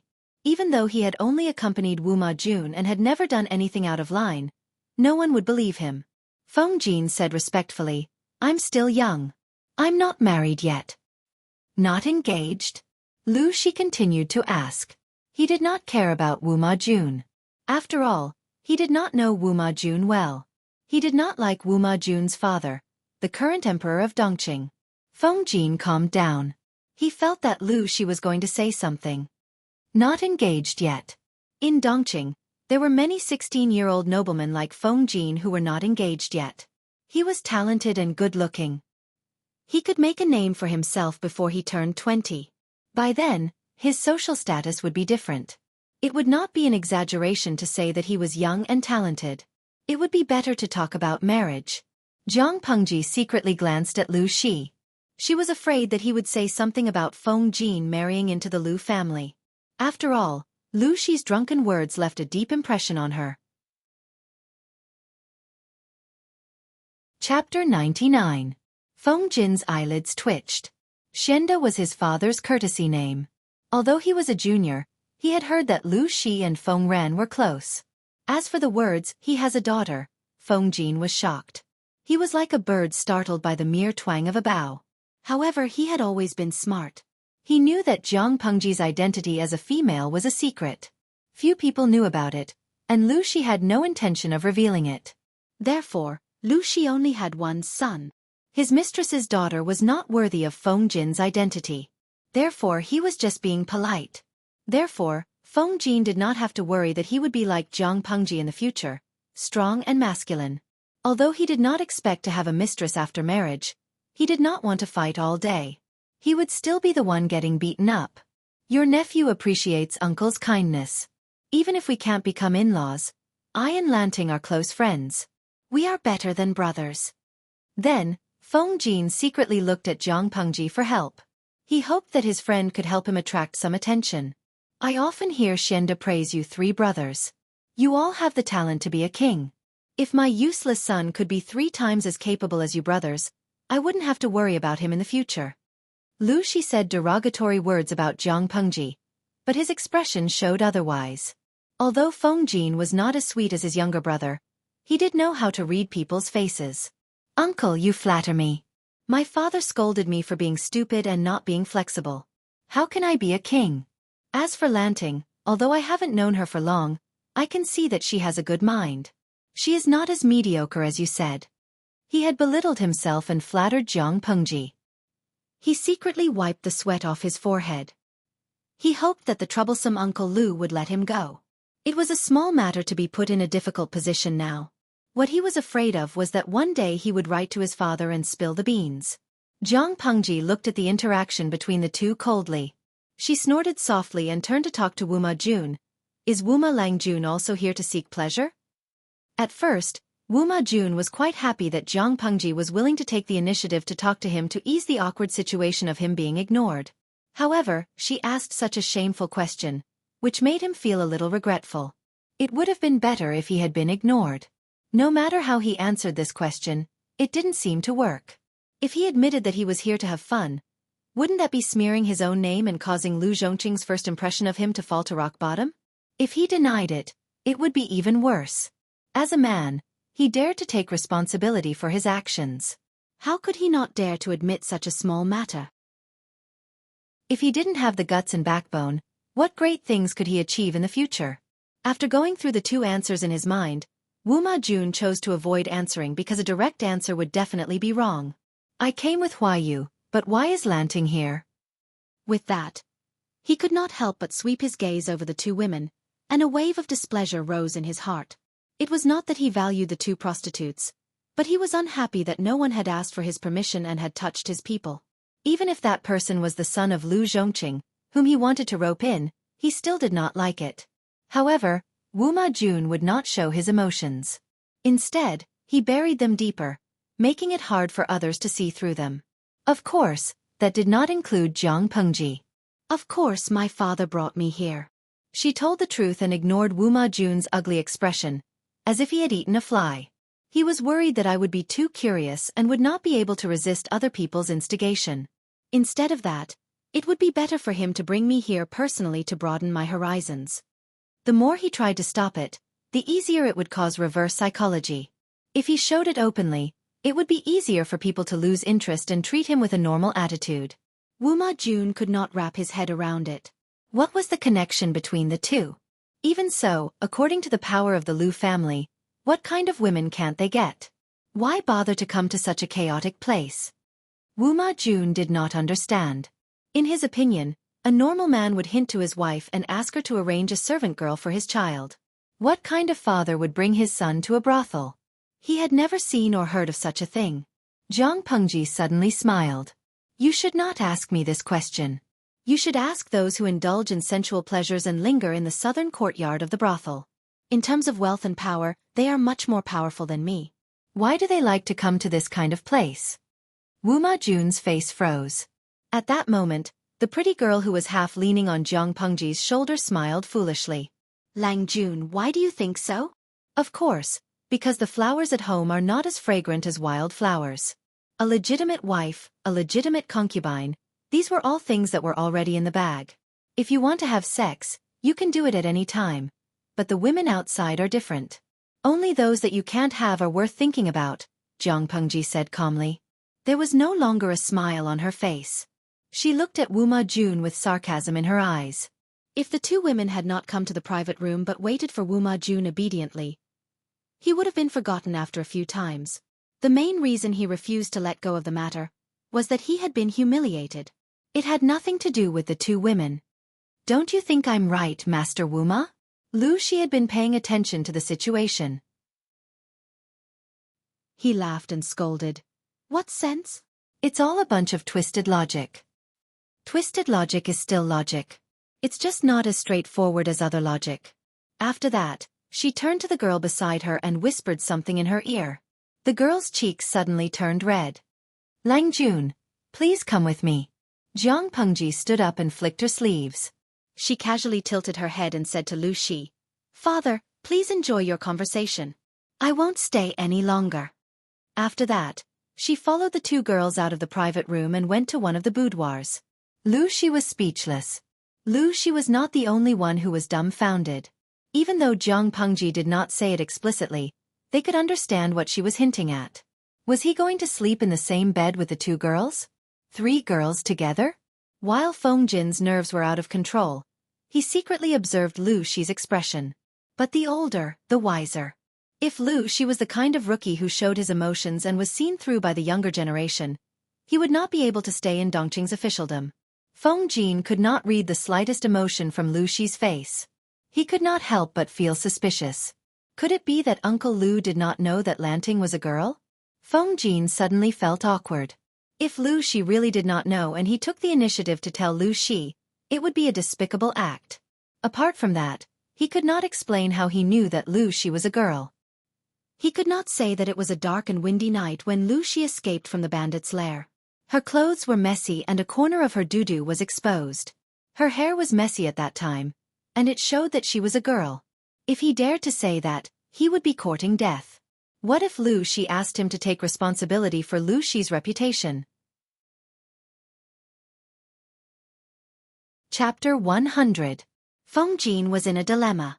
Elsewhere, Jiang Pengji arrived at one of the ladies' chambers. The furnishings in the room were warm and elegant, and every corner was filled with the aura of a young girl. You're not feeling well. Drink some sweet water and go to bed early. Jiang Pengji smiled at the pretty girl Xia'er and said gently, or should I ask someone to bring you some blood-enriching soup? Xia'er's eyes lit up, and she looked at Jiang Pengji. Huh.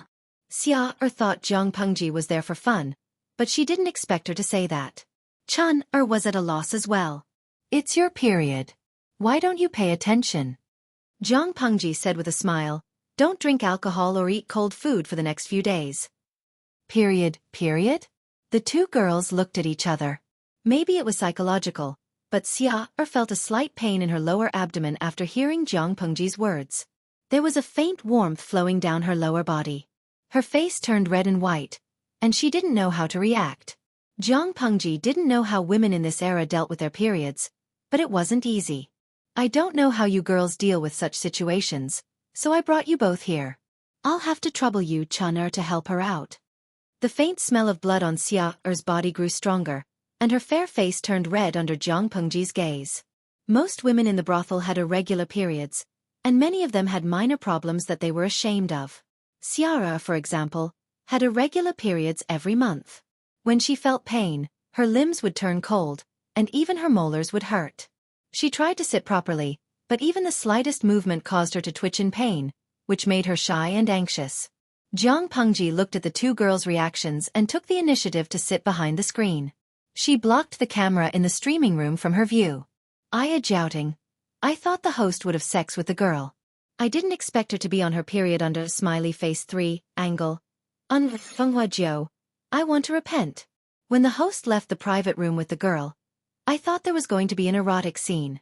I didn't expect it to be for this. Although it's different from what I imagined, the host is super gentle. I wish I had a boyfriend like the host.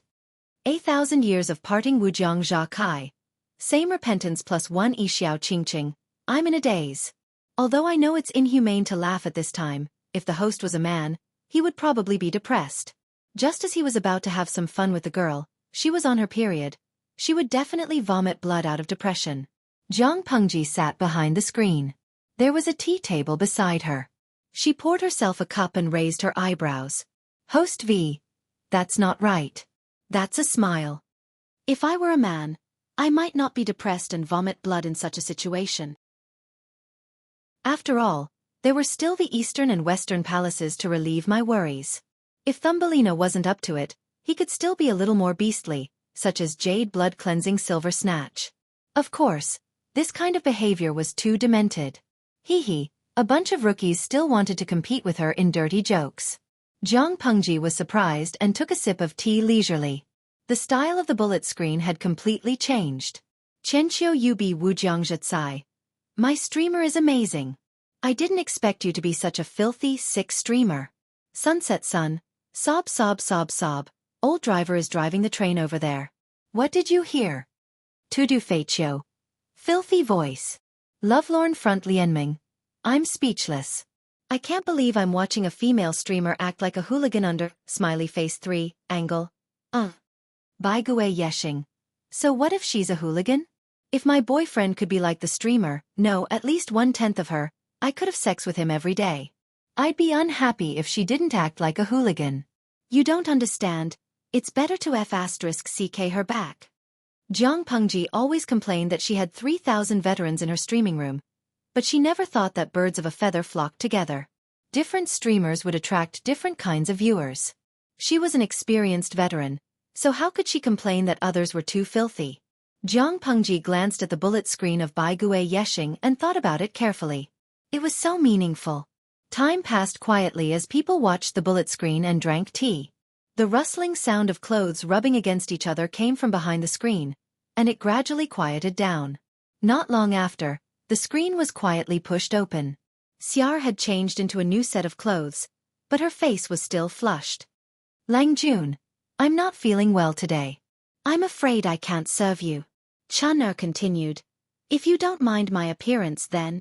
Jiang Pengji smiled and shook her head. The other person's face turned pale. I'm afraid you've misunderstood me. I didn't mean that. Zhang Pengji raised her hand and gestured for them to sit down. Her expression was still gentle. I feel happy and satisfied to be able to look at you two like this. If I do anything else, wouldn't I be desecrating this beauty? It's easy to get love, but it's hard to find a true friend. Both of them were young. They had been bought by the brothel keeper when they were young and trained. They had been prostitutes for a few years. What kind of people had they not seen? Whether it was true or false, it couldn't be hidden from their eyes. Everyone said that whores were heartless and entertainers were heartless. Wasn't it because they had long seen through the hypocrisy of others? How could it be so easy to exchange false feelings for true feelings? Especially the true feelings of prostitutes who had seen through the affairs of the world? What kind of sweet words had they not heard in their daily lives? They just listened to it and didn't take it seriously. But when it came from Zhang Pengji, they subconsciously chose to believe it. When they came back to their senses, they didn't feel that it was wrong. The older Xia smiled bitterly. Lang Jun, you're flattering me. I'm just a broken flower. How can I deserve such praise? People say that beauty is in the bones, not the skin, but I think beauty is in the heart, not the bones. Looks are given by one's parents. No one can choose, but character and temperament are acquired. Both of you have a pure heart in the mortal world. How can you not be beautiful? Zhang Pengji wasn't just praising them. She had her reasons. Most of the women in the brothel had been raised since they were young. Except for a few who were born beautiful and had great potential, most of them were used as maids. They were beaten and scolded at every turn. They were at the bottom of the food chain in the brothel. Not only did they have to face all kinds of customers who made things difficult for them and took advantage of them, but they also had to endure the torture of the women they served.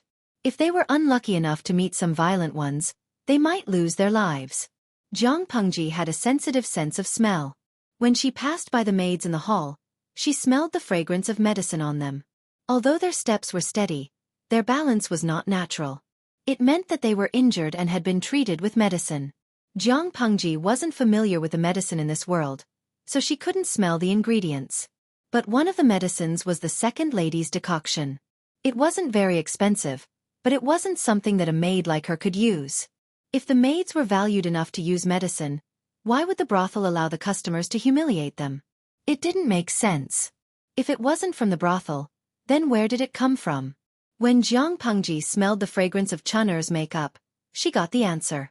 When she arrived, she saw that there was a wooden box in the corner that had not been completely covered, and this small question was solved. Chapter 101. Lang Jun is so young, but you're already so good at sweet-talking.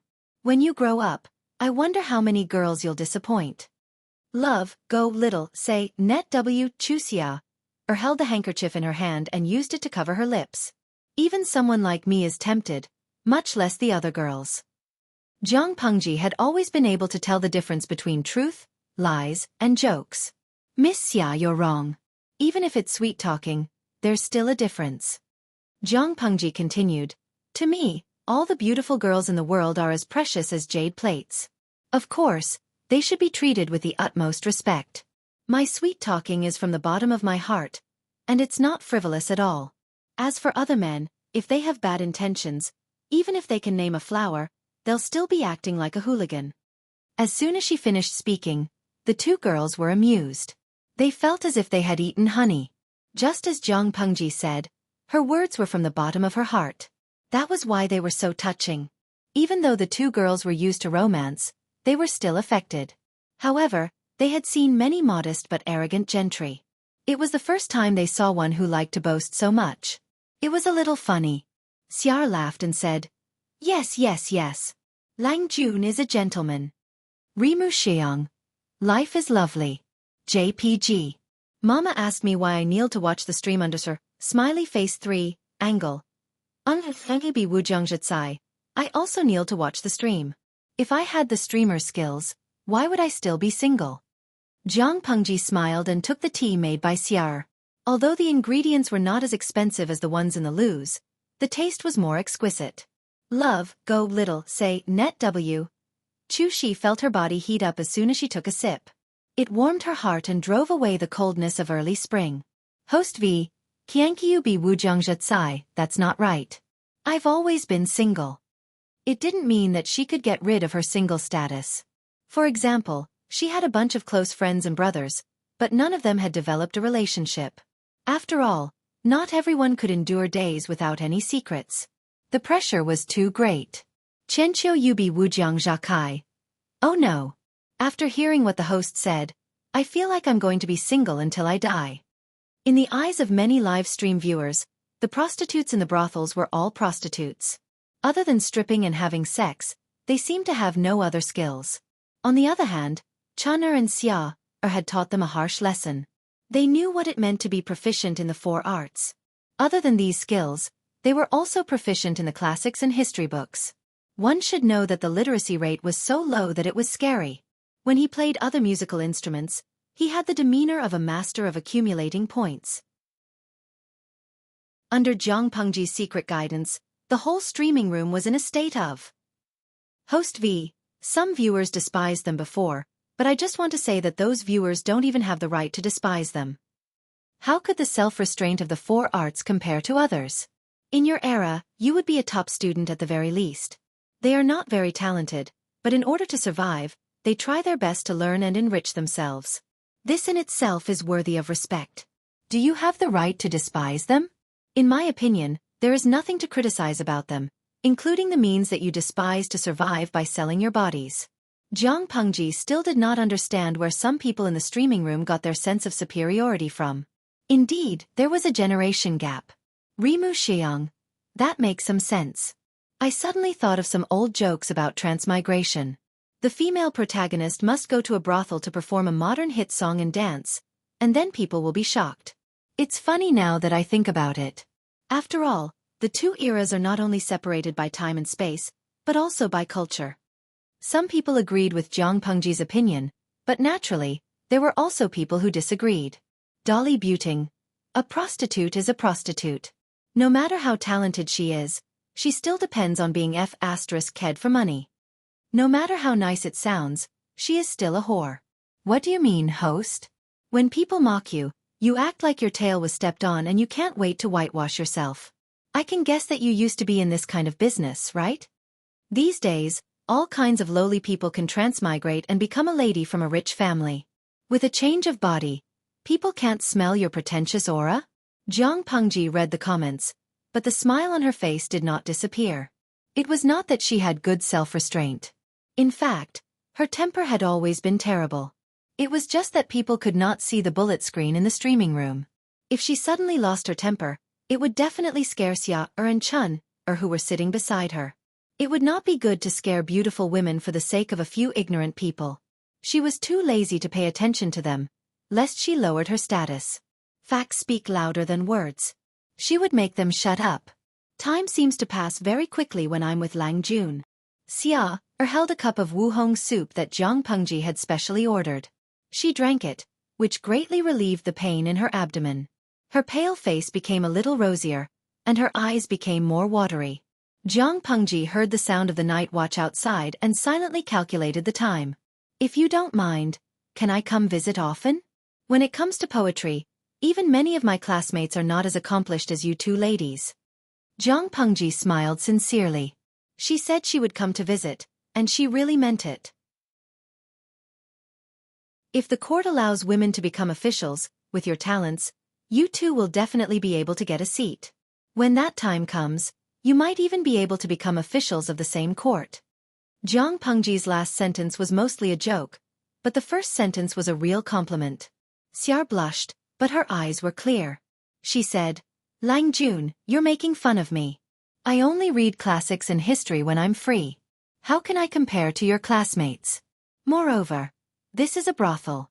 Lang Jun, you have a beautiful woman in your backyard, so you should stay away from this place. Rimu Xiang, the host's charm can even tempt the ladies in the brothel under her smiley face 3, angle. Qianqiu yubi wujiang zhakai. I know why the host doesn't want to be single. It must be so that others can't be single. Flirting with all the ladies and raising their standards of choosing a husband, so that most men can't be single. How sinister. Fanghua Jiu. Host, can you get that idiot Dali to stop talking? He's so noisy that I can't watch the stream. Host V. If others want to bark like dogs and show off their manners, why should we stop them? The audience was speechless. What she said made sense, and they were speechless. Ladies, why do you have to belittle yourselves? Jiang Pengji said with a smile. Just wait and see. Maybe in the future, women will really become officials and enter the court. Xiao'er and Chun were both focused on the word wife, and did not pay much attention to the latter part of the sentence. Women entering the court as officials? It might have been possible during the period of the 16 kingdoms or the early years of the Xia dynasty. However, during the Xia dynasty, more and more women were confined to their chambers and backyards.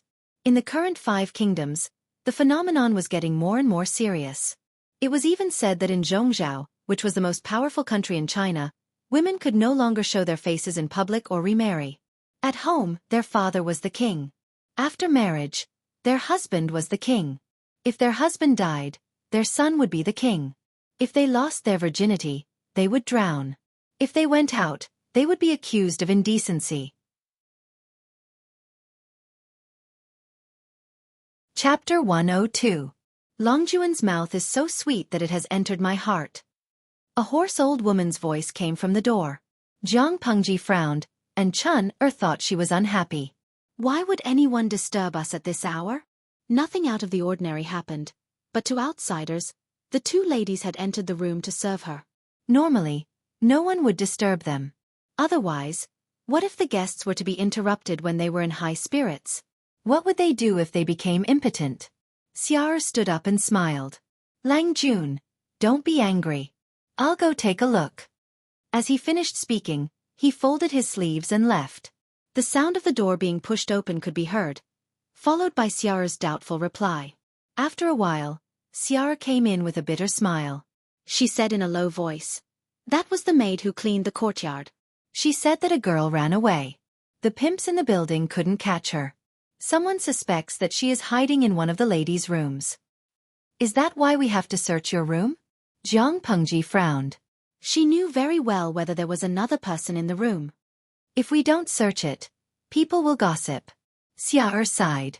Because she was clean, she was asked to serve the mysterious guest, Wu Ma Jun. Her life was more comfortable than the other ladies in the brothel.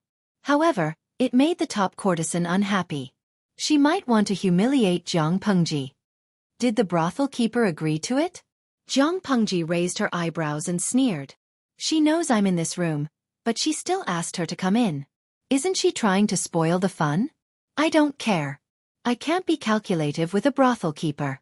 But in the end, you are the one who will suffer. Chun'er and Xiao'er looked embarrassed. Jiang Pengji said cheerfully, Let the maid in. You 2 stay here and don't move. Don't let anyone disturb you. After getting permission, the maid led 2 men in gray linen clothes and green headscarves into the room. They rummaged through the room. The noise outside was getting louder. Xiao'er and Chun'er looked terrified. It's okay. Don't panic. After a while, the commotion finally died down. Jiang Pengji stood up and walked out of the screen. She looked at the hunchbacked old woman and asked, Old lady, did you find anyone? The old maid bowed slightly and smiled. Her brown face looked a little greasy under the candlelight. There was a big black mole at the corner of her mouth, which made her look a little wretched. I'm sorry to disturb you. I didn't find anyone. I'll go down now. Jiang Pengji nodded, indicating that she could lead them away. This old maid is so rude. How could she make the room so messy? Although Chana had a good temper, she was still a little angry when she saw the makeup and hairpins that had been messed up on the dressing table. When she thought of how the old woman and the 2 pimps had touched her rouge and face powder, and how dirty it was, she suddenly felt nauseous. Check to see if anything is missing. Xiao'er said gently, Mom always suspects us of hiding money. She knows all the places in this building that are suitable for hiding money. She might take this opportunity to let the old maid come in and take the money away. That reminded Chun'er, but she didn't dare to get up when she thought about Jiang Pengji in the room. Don't worry. Nothing is missing. Jiang Pengji looked around and said with a smile, but there are some things that shouldn't be there. Chun'er blinked. Lang Jun, you said nothing is missing. What is there? Yes. Jiang Pengji walked around the room twice and took out 2 green-scented sachets from a place that the 2 ladies didn't know about. Which dirty man does this scented sachet belong to? Xiao took a look and thought it was something dirty, so she threw it aside. That's not the main point. The things inside are interesting. Jiang Pengji opened the scented sachet and put some strange dried plants inside. She took some out and sniffed it. She frowned and said, Lady Chun, you know how to make scented medicine. Do you know the effects of these things? Before Chun was sold to Ing Chun brothel, she was the daughter of a doctor. Because of her father's occupation, she knew some medicine. The two ladies looked at each other when they heard Jiang Pengji call them. They stepped forward and examined the scented sachet. They found it familiar. Don't sniff it for too long. It's bad for your brain. Jiang Pengji grabbed Chun-er's fair wrist. I don't know what this medicine is, but it has the effect of confusing one's mind. If you smell it for too long, it's extremely easy to cause your mind to become muddled, your thoughts to be muddled, and you won't know what's going on. Chun-er threw the scented sachet back when she heard that. She suddenly remembered something and her face turned red. She spat on the scented sachet and scolded, Which shameless bastard put this in here? It's one thing for the ladies in the brothel to serve their customers, but how dare those eunuchs covet you? How shameless! Jiang Pengji realized that the scented sachet was probably the knockout drug of this era. Xiao gritted her teeth and looked terrified. It must have been those two pimps who released it. Once they entered the brothel, they would be humiliated for the rest of their lives. She had heard other ladies talk about how the pimps who worked in the brothel bullied them. Jiang Pengji smiled. Did the pimps do it? Not necessarily. Host V. Something interesting seems to be happening. Are you guys still sleepy? Do you want to watch a good show? Yimi Yangguang, Did you find something? Ichi Sanqing, I'm confused, but you're still keeping us guessing. You're so bad. Hongjun Laozu de Juwa, I feel like you're trying to stir up trouble. Count me in. I'll watch your stream all night. Huaqua de Juwa, you're a real man who's destined to stir up trouble. Hongjun Laozu de Juwa, TSK. To be precise, the trouble has already been ruined by you. The audience in the streaming room was excited to watch the show. Jiang Pengji had also made a decision. She turned to the two ladies and said, You should rest early, especially Xia. Be careful these few days and eat less cold food. Don't be greedy and harm your health. If I'm free, I'll visit you again. If there's any trouble, you can find me at the Lu residence. Fanghua Jiu, I feel like these two ladies are to your liking. Why don't you save them from this hell? Jiang Pengji glanced at the bullet screen and met Xiao's eyes. She nodded at her and said goodbye. Why not? Host V. Probably because I can't save them. There are countless prostitutes who are more pitiful than them. If I want to save any of them, how can I save all of them? To really save them, you can't just take them away from here. You have to rebuild their broken backs. To really save them, you have to change the root cause of their current situation. Maybe she could do it. Chapter 103. Jiang Pengji was stunned for a moment when she saw the words, soft-hearted and kind-hearted. She didn't know whether to laugh or cry. Host V. It's the first time someone said I'm soft-hearted and kind-hearted. That was the judgment of the viewers who were separated by a dimensional screen. Because the images they saw were what she wanted them to see, they were easily misled by subjective emotions. But what kind of person was Jiang Pengji in reality? They would find out soon enough. Yimi Yangguang, host, you said you were going to watch a good show. Where is it? Jiang Pengji squinted her eyes and opened the sandalwood fan in her hand. A sly smile blossomed on her face. Host V. Don't stop. Watch carefully. You'll be glad that we're separated by a dimensional distance. After sending the bullet screen, Jiang Pengji ignored the viewers who were dumbfounded. She made a detour to the backyard of Ing Chun brothel, climbed over the wall, and nimbly hid in the shadows cast by the eaves. She adjusted her breathing rate and controlled her breathing movements to minimize her presence. The viewers in the streaming room were dumbfounded. Jiang Pengji thought about it and asked the system to turn on the infrared camera system at night. From her angle, she could see the corner door of the backyard. Because there was a small artificial hill nearby, the light couldn't penetrate it. As a result, the corner door was unusually dark. Yimi Yangguang, this is what the backyard of a brothel looks like. People come and go. It's quite lively. Now, is the streamer looking for someone here? They're all unfamiliar faces. What's so interesting about it? After waiting quietly for a while, just when everyone's patience was about to run out, a few sneaky figures walked out of the back hall. With the help of the ultra-clear streaming camera, the viewers in the streaming room could clearly see the figures. Some of the viewers who were watching the stream recognized them immediately. Wasn't that the old woman who led the pimps to search Chun'er's room? As they were thinking about it, the old woman bent her back and lowered her head to talk to the two pimps. The three of them seemed to be chatting happily. Zhang Pengji looked at them coldly. The two pimps looked around. One of them took a small silver coin from the old woman's hand. They didn't care that the silver coin was dirty. They put it in their hands and bit it hard. Then they took it out to check if it was real or fake. Then, the two pimps looked at each other and waved at the old maid. They separated in different directions. The old maid rubbed her hands against the corner of her linen clothes and continued to hunch her back. She quietly opened the corner door and walked to the alley separated by a wall from the backyard. The audience was puzzled. What was going on? Following that, some of the audience members tried to make guesses after connecting what had happened. Qian Shan Mu Xue. Are the three of them splitting the loot? He secretly embezzled the hard-earned money of the prostitutes in the brothel. He felt like a blood-sucking bug. Tudu Feiqiu, based on my understanding of the host, things are definitely not that simple. Didn't she say that she didn't want to stop just now? She probably wanted to do something to teach you a lesson. Think about the last time she beat a servant to death. Although most of the audience in the streaming room were novices and it was the first time for many of them to enter the streaming room, the video of Zhang Pengji's previous streaming had been spread on the public platform of their dimension.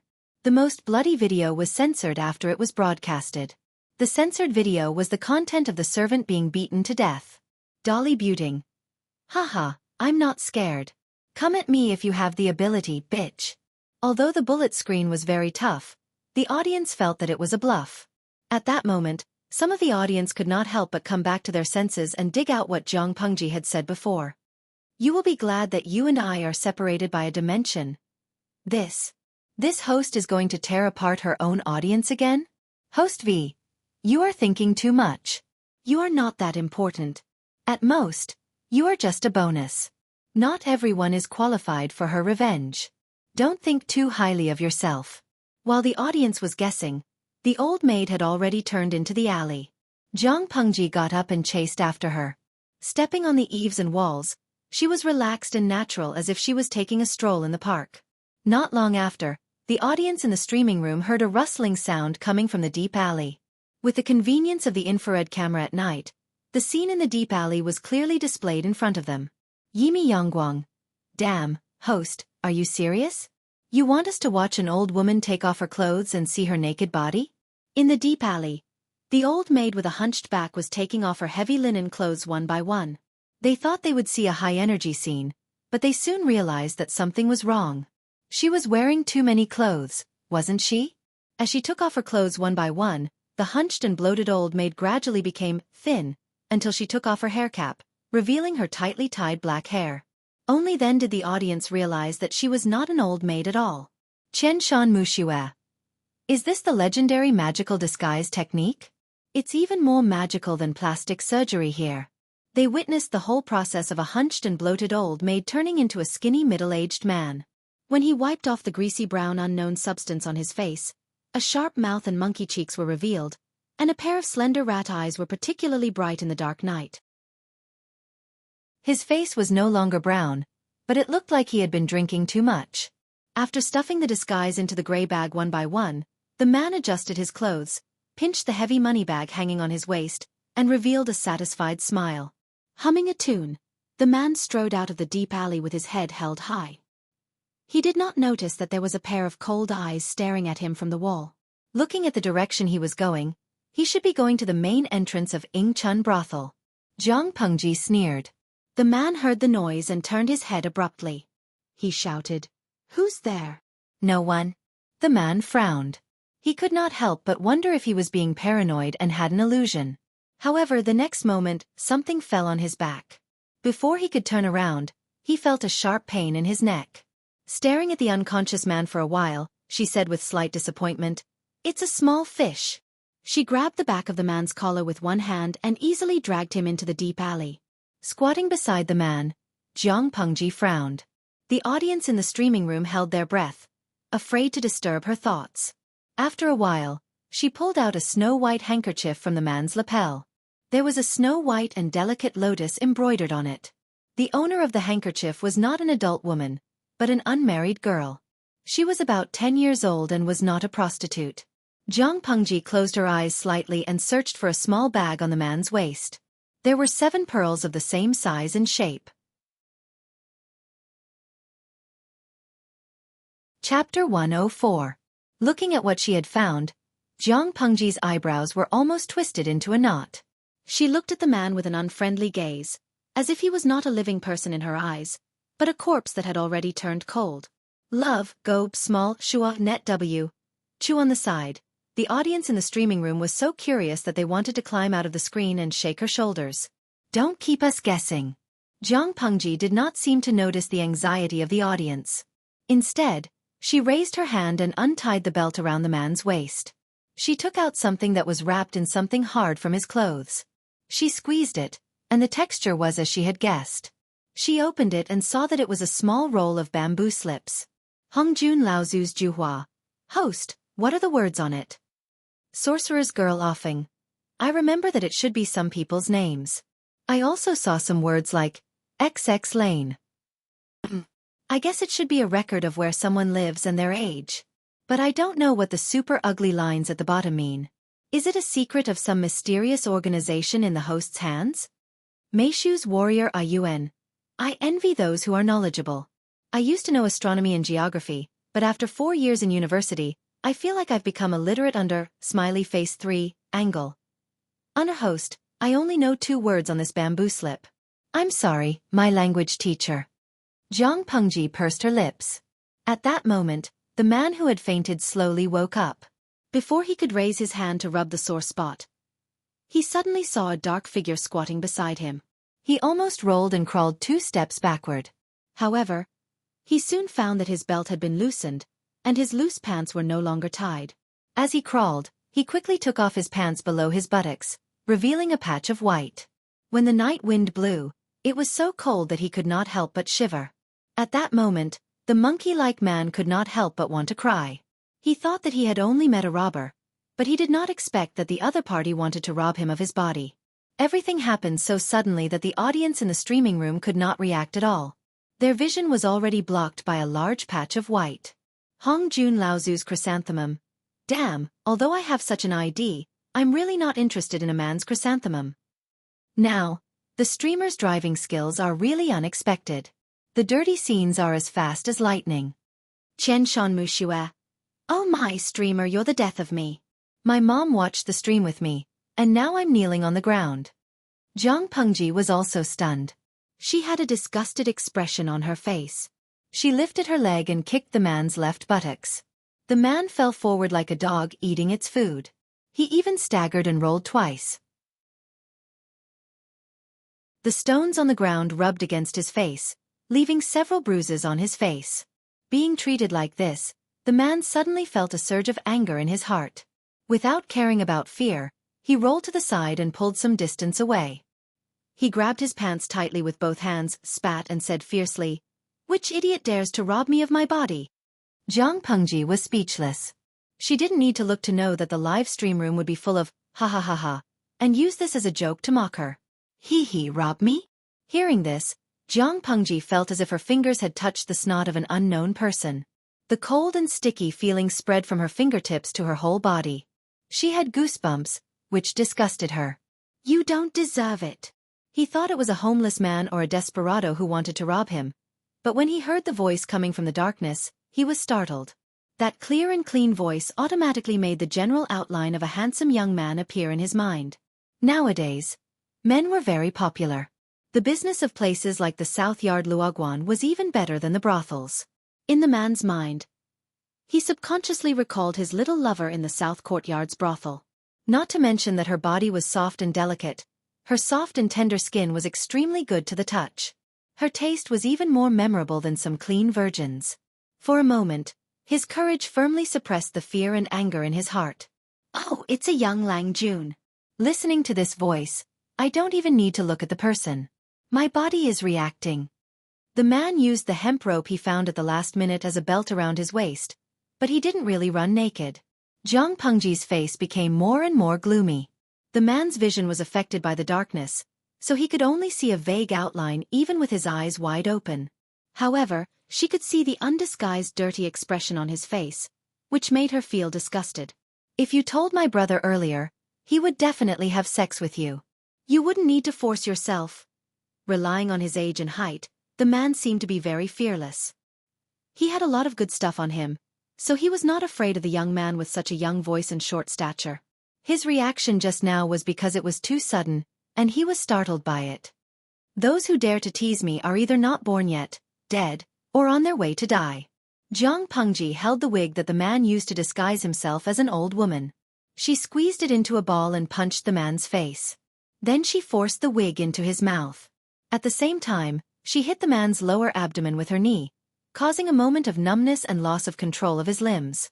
No one knew better than Jiang Pengji what kind of force she used to hit which part of the body, and what kind of reaction it would produce. Even if Lu Lanting had been a weakling in the past, she would still have been able to subdue him easily, let alone now. How disgusting! Jiang Pengji's wooden clogs were 3 inches below the man's navel.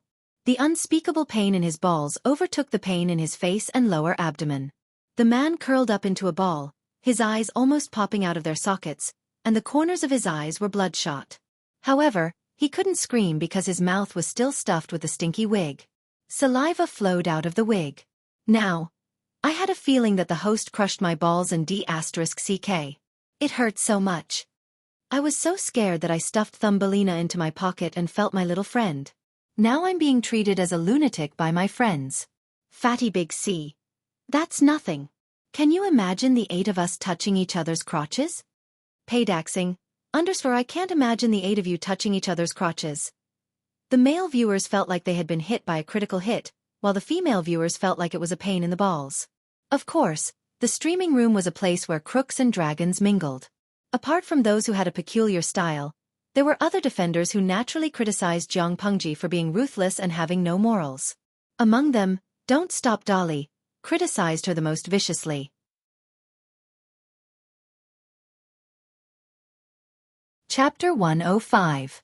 I originally wanted to give you a quick death, but I didn't expect you to be so eager to go to hell. Jiang Pengji grabbed his collar with one hand and lifted him up easily. She said coldly, "If that's the case, I'll fulfill your wish." The man's face was already green and red from the pain. He didn't hear what Jiang Pengji said at all. His numb limbs didn't listen to him at all. However, I'm someone who likes to squeeze out every last bit of value from people. Since you're still useful, I'll allow you to live in luxury for a while longer. After she finished speaking, Jiang Pengji's eyes revealed a trace of ruthlessness. She quickly disappeared, as if she had never appeared. Host V, as a responsible host, I think it's not just about broadcasting some boring daily life. I also need to popularize some common sense knowledge to the audience, such as how to make a stubborn duck tell the truth. Young man, have you heard of torture? Jiang Pengji's words piqued the curiosity of some of the more timid viewers. They were obviously scared to death and covered their eyes with their hands, but they still could not resist the curiosity in their hearts. They could not help but secretly open their fingers and peep through the gaps between their fingers to see what would happen next. In the Federation's dictionary, interrogation by torture was different from ordinary interrogation procedures. Those who knew the ropes would most likely shudder at the mention of it. Almost every federal soldier had mastered the essentials of interrogation by torture. As the leader of the army, it was impossible for Jiang Pengji not to learn this skill. Host V, of course, I don't recommend that you use it in real life, because it might kill someone. Host V, if one day you use this method in practice, please don't blame it on me. As she spoke, Jiang Pengji put a relatively clean handkerchief on her hands. Using the man as a teaching tool, she personally taught the live stream audience what a real professional interrogation was. On the surface, it was far less bloody than the so-called 10 great tortures, but in essence, it was more ruthless than those brutal punishments. Not only could it destroy the body, but it could also easily destroy the mind. Even a well-trained genetic warrior would not be able to withstand the full set of torture methods of the Federation, let alone a hooligan with a weak heart from ancient times. Jiang Pengji had only shown a little of her power, but the other party was already on the verge of collapsing. His consciousness was in a muddled state. She took out a flint and burned the handkerchief. The orange light illuminated half of her face. "What's your name?" "Lin Shang Dog." The man's eyes were unfocused, and the hair cover in his mouth had been removed. However, there was still a steady stream of turbid saliva flowing down the corner of his mouth. Some dripped onto his upper body, and some flowed down his neck to his collarbone. This scene could definitely drive a germaphobe crazy. Jiang Pengji narrowed her eyes. "You're not a local. Where are you from?" "Meng County, Song Prefecture." The man tilted his head, and his limbs twitched from time to time. His gaze was blank, but his reply to Jiang Pengji was clear. "Meng County, Song Prefecture?" Jiang Pengji frowned and searched through Lu Lanting's memories for information about the place. The land of Dongqing was divided into 6 states and 21 counties. Songzhou was one of the more prosperous states. Because the trade route to the north was smooth, it had close connections with the northern borderline. Many merchants went there to do business. Therefore, Songzhou's economy was at the forefront of Dongqing. As for Meng County, it was the largest county in Song Prefecture and had the richest economy. "Apart from you, there are a few other accomplices. What are their names? What do they look like? Where are they now?" Jiang Pengji asked the last question. It meant that the shifty-eyed man had reached the end of his life. The man answered each question one by one. Jiang Pengji's expression turned cold, as if it could freeze a person's heart. "Good answer. I'll give you a quick death this time." Jiang Pengji easily ended the man's life. Out of habit, she cleaned up the evidence of the crime. Then, she stood up and left the alley with her usual expression. A figure in green stood at the entrance of the alley. Her clothes fluttered in the night breeze, and the cold moonlight illuminated her figure. Jiang Pengji was not surprised to see Feng Jin. She walked up to him, and before he could say anything, she had already stabbed him. "Don't pretend to be cool when you're thin." Feng Jin was speechless. "Be careful. You'll have a headache the next day.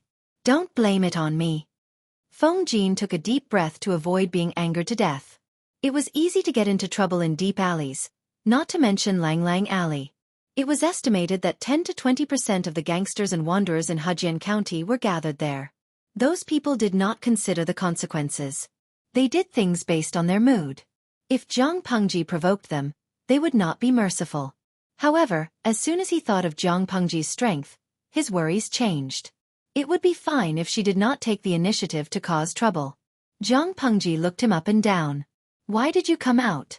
The warm air in the house is much better than the cold wind outside." "I wanted to come out for some fresh air, but I didn't expect to meet the 2 ladies who served you before. I felt something was wrong, so I asked. I didn't expect you to be so daring. How could you run around in such a place? If anything happens to you..." Feng Jin paused. His gentle face became solemn and serious. His eyes were full of reproach and worry. The person in front of him was not a man. She was a real woman. When a man was bullied, he would at most say that he was flirtatious to comfort himself. However, if a woman got into trouble in such a place, her reputation would be ruined. Jiang Pengji smiled coldly. "Something happens? It's good enough if others don't offend me." Feng Jin frowned and suddenly moved closer. His face suddenly darkened. "What did you do just now? If you have the guts, you can go in and take a look." He hesitated for a moment, then lit the fire and stepped into the deep alley. After a while, he walked out with weak footsteps. "You did it? He deserves to die. If he doesn't die, I don't know how many people will be hounded to death," Jiang Pengji said indifferently. "Why you? Accompany me to a place. When you go there, you will know whether the person inside deserves to die or not. Or you don't have to come. You can directly go to the magistrate and sue me?" Feng Jin pursed his lips. Although the aristocratic families controlled the court and controlled the whole of Dongqing, it did not mean that the children of the aristocratic families were not guilty of killing people. What was the difference between such disregard for the lives of others and the vermin that the people cursed and hated? However, he did not say these words out loud. Because of admiration, Feng Jin's position was still on Jiang Pengji's side. If the other party could produce evidence, He could even let this matter pass. Where are we going? Feng Jin followed and asked, You have to produce evidence that is convincing enough. I won't cover for you. The sound of wooden clogs landing on the ground was particularly clear. It seemed to completely separate the deep alley from the extravagant world outside. Chapter 106. Why are we going to Mr. Wei Yuan's residence?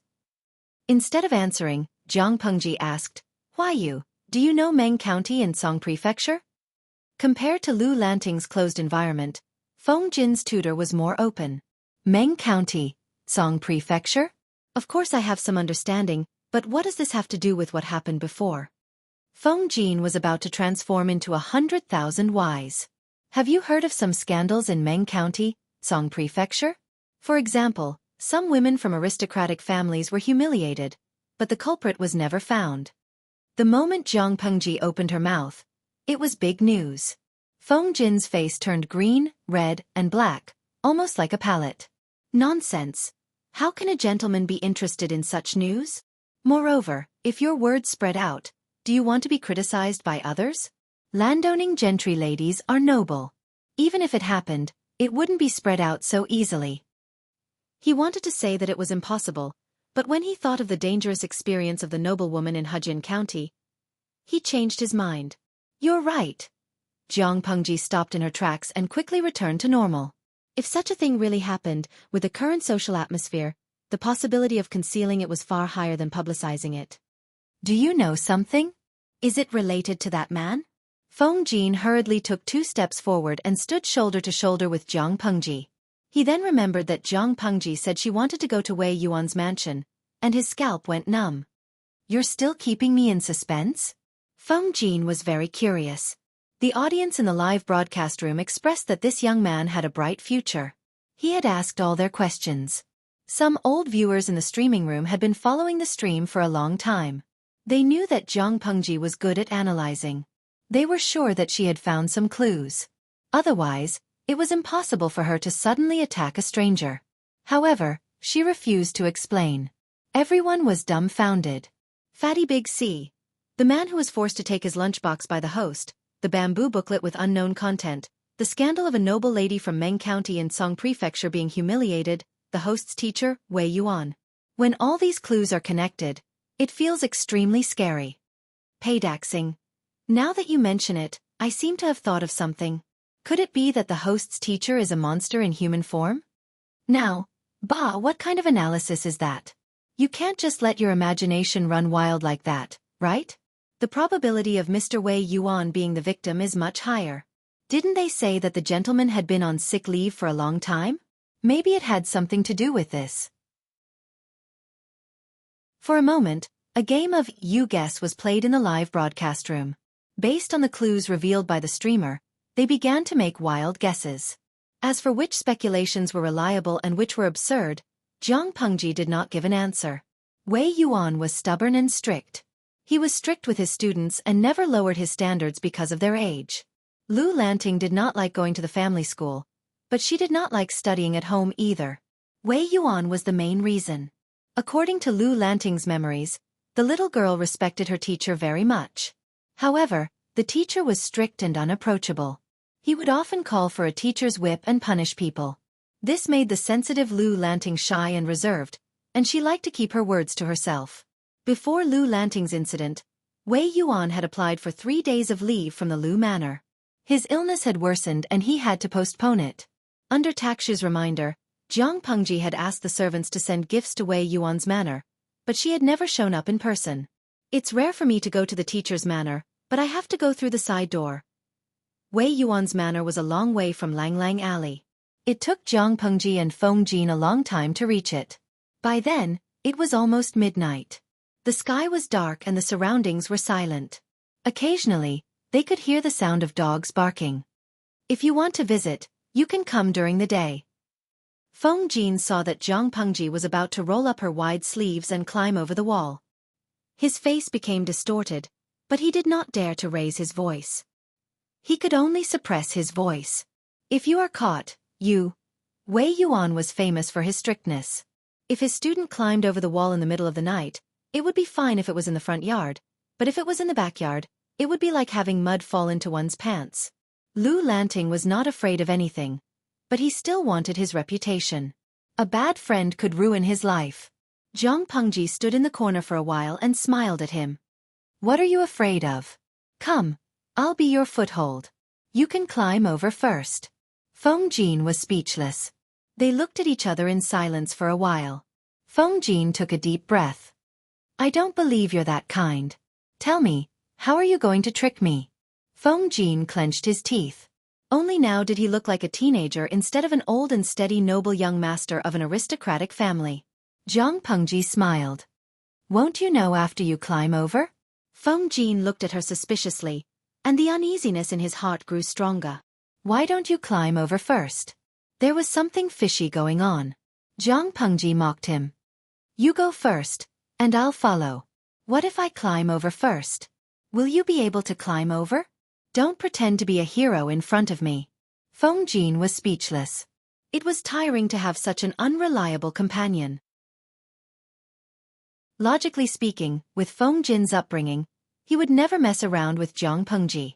But he was only a teenager. He had to maintain a steady image in front of others, and he needed some breathing space when he was alone. Not to mention that he admired Zhang Pengji and wanted to know what she was up to. He had fallen for her trap. Feng Jin gritted his teeth and nodded in agreement. He had left behind a dark history that could not be erased. Wei Yuan came from an ordinary family. His mansion was simple, and the walls were not high. Zhang Pengji lowered her body and crossed her arms, indicating for Feng Jin to step on her. Compared to her decisiveness and straightforwardness, Feng Jin was a bit hesitant. Even though his companion was bold and unrestrained, he always forgot her gender. But no matter how forgetful he was, he could not forget the difference in their genders. How can you be so impatient? Feng Jin muttered. He carefully held on to the uneven part of the wall.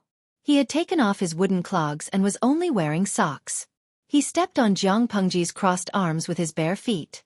He thought they would fall miserably, but he did not expect his feet to be so steady. He swore that he had never been so rude in his life. He used all his strength to crawl on the wall. Okay, I'm up. It's your turn now, right? Feng Jin looked down from the wall. It was a bit high, and he felt dizzy. Pfft. Under the wall, Zhang Pengji burst into laughter. It was especially obvious in the silent night. Feng Jin's heart skipped a beat. Why don't you take a look at the other side of the wall? Isn't there a bunch of people guarding there? Feng Jin was speechless. He had a bad feeling.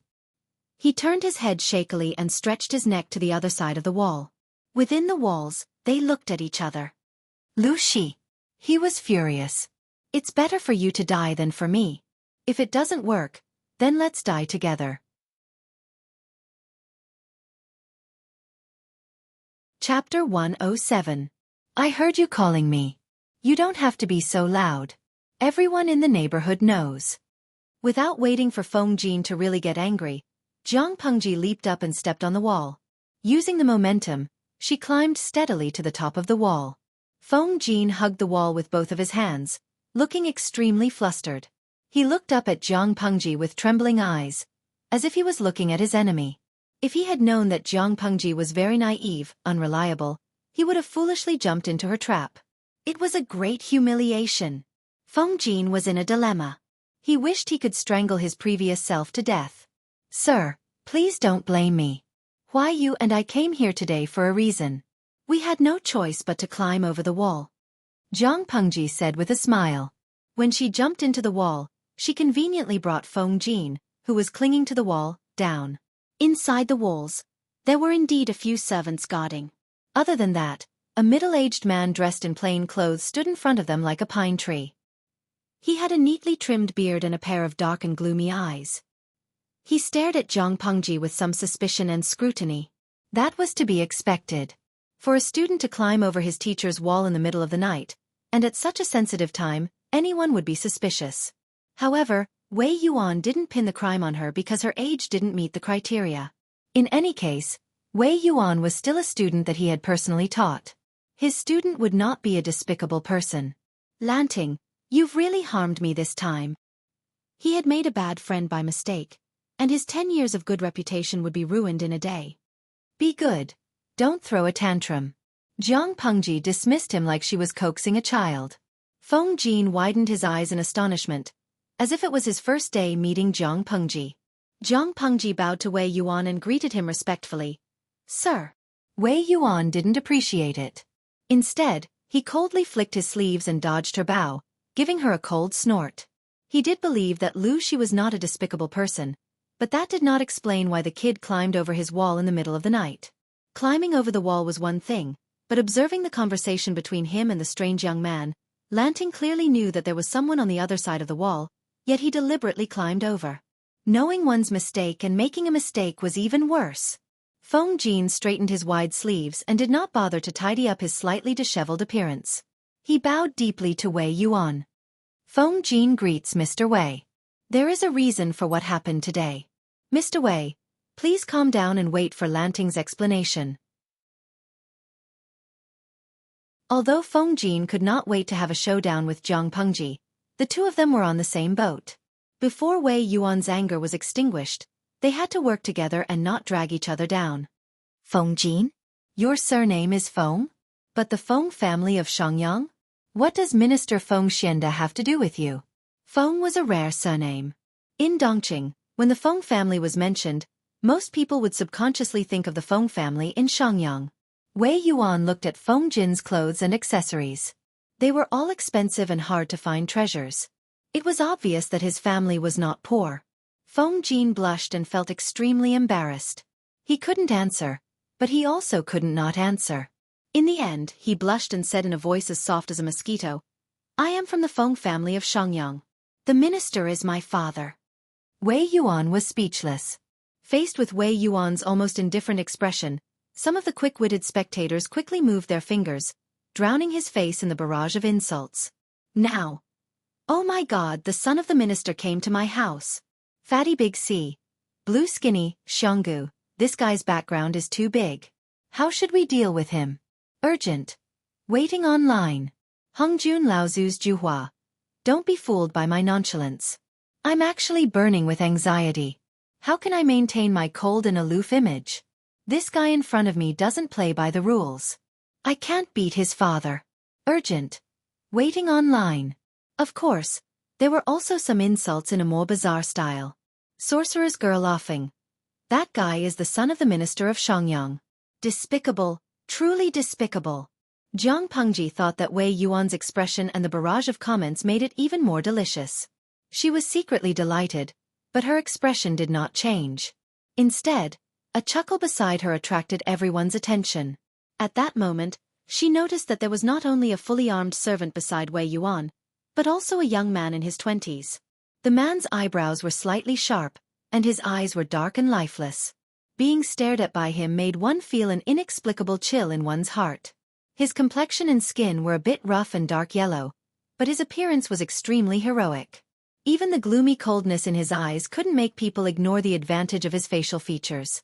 His face was deep, and his lips were slightly dry, with some white skin curling up. It was like a cracked riverbed that had been dry for a long time.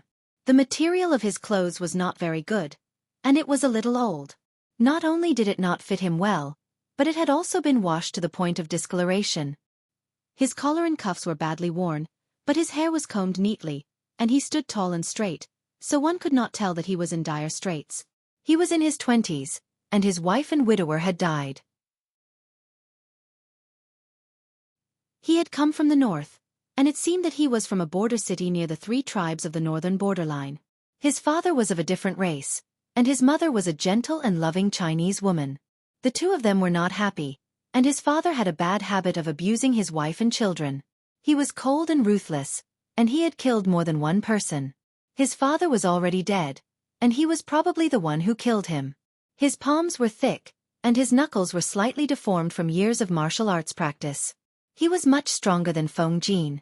His socks were bleeding, and the wound was on his feet, but he could still maintain his upright posture without a change in expression. She liked his ruthlessness and forbearance. While Jiang Pengji was analyzing him, the young man was also sizing her up.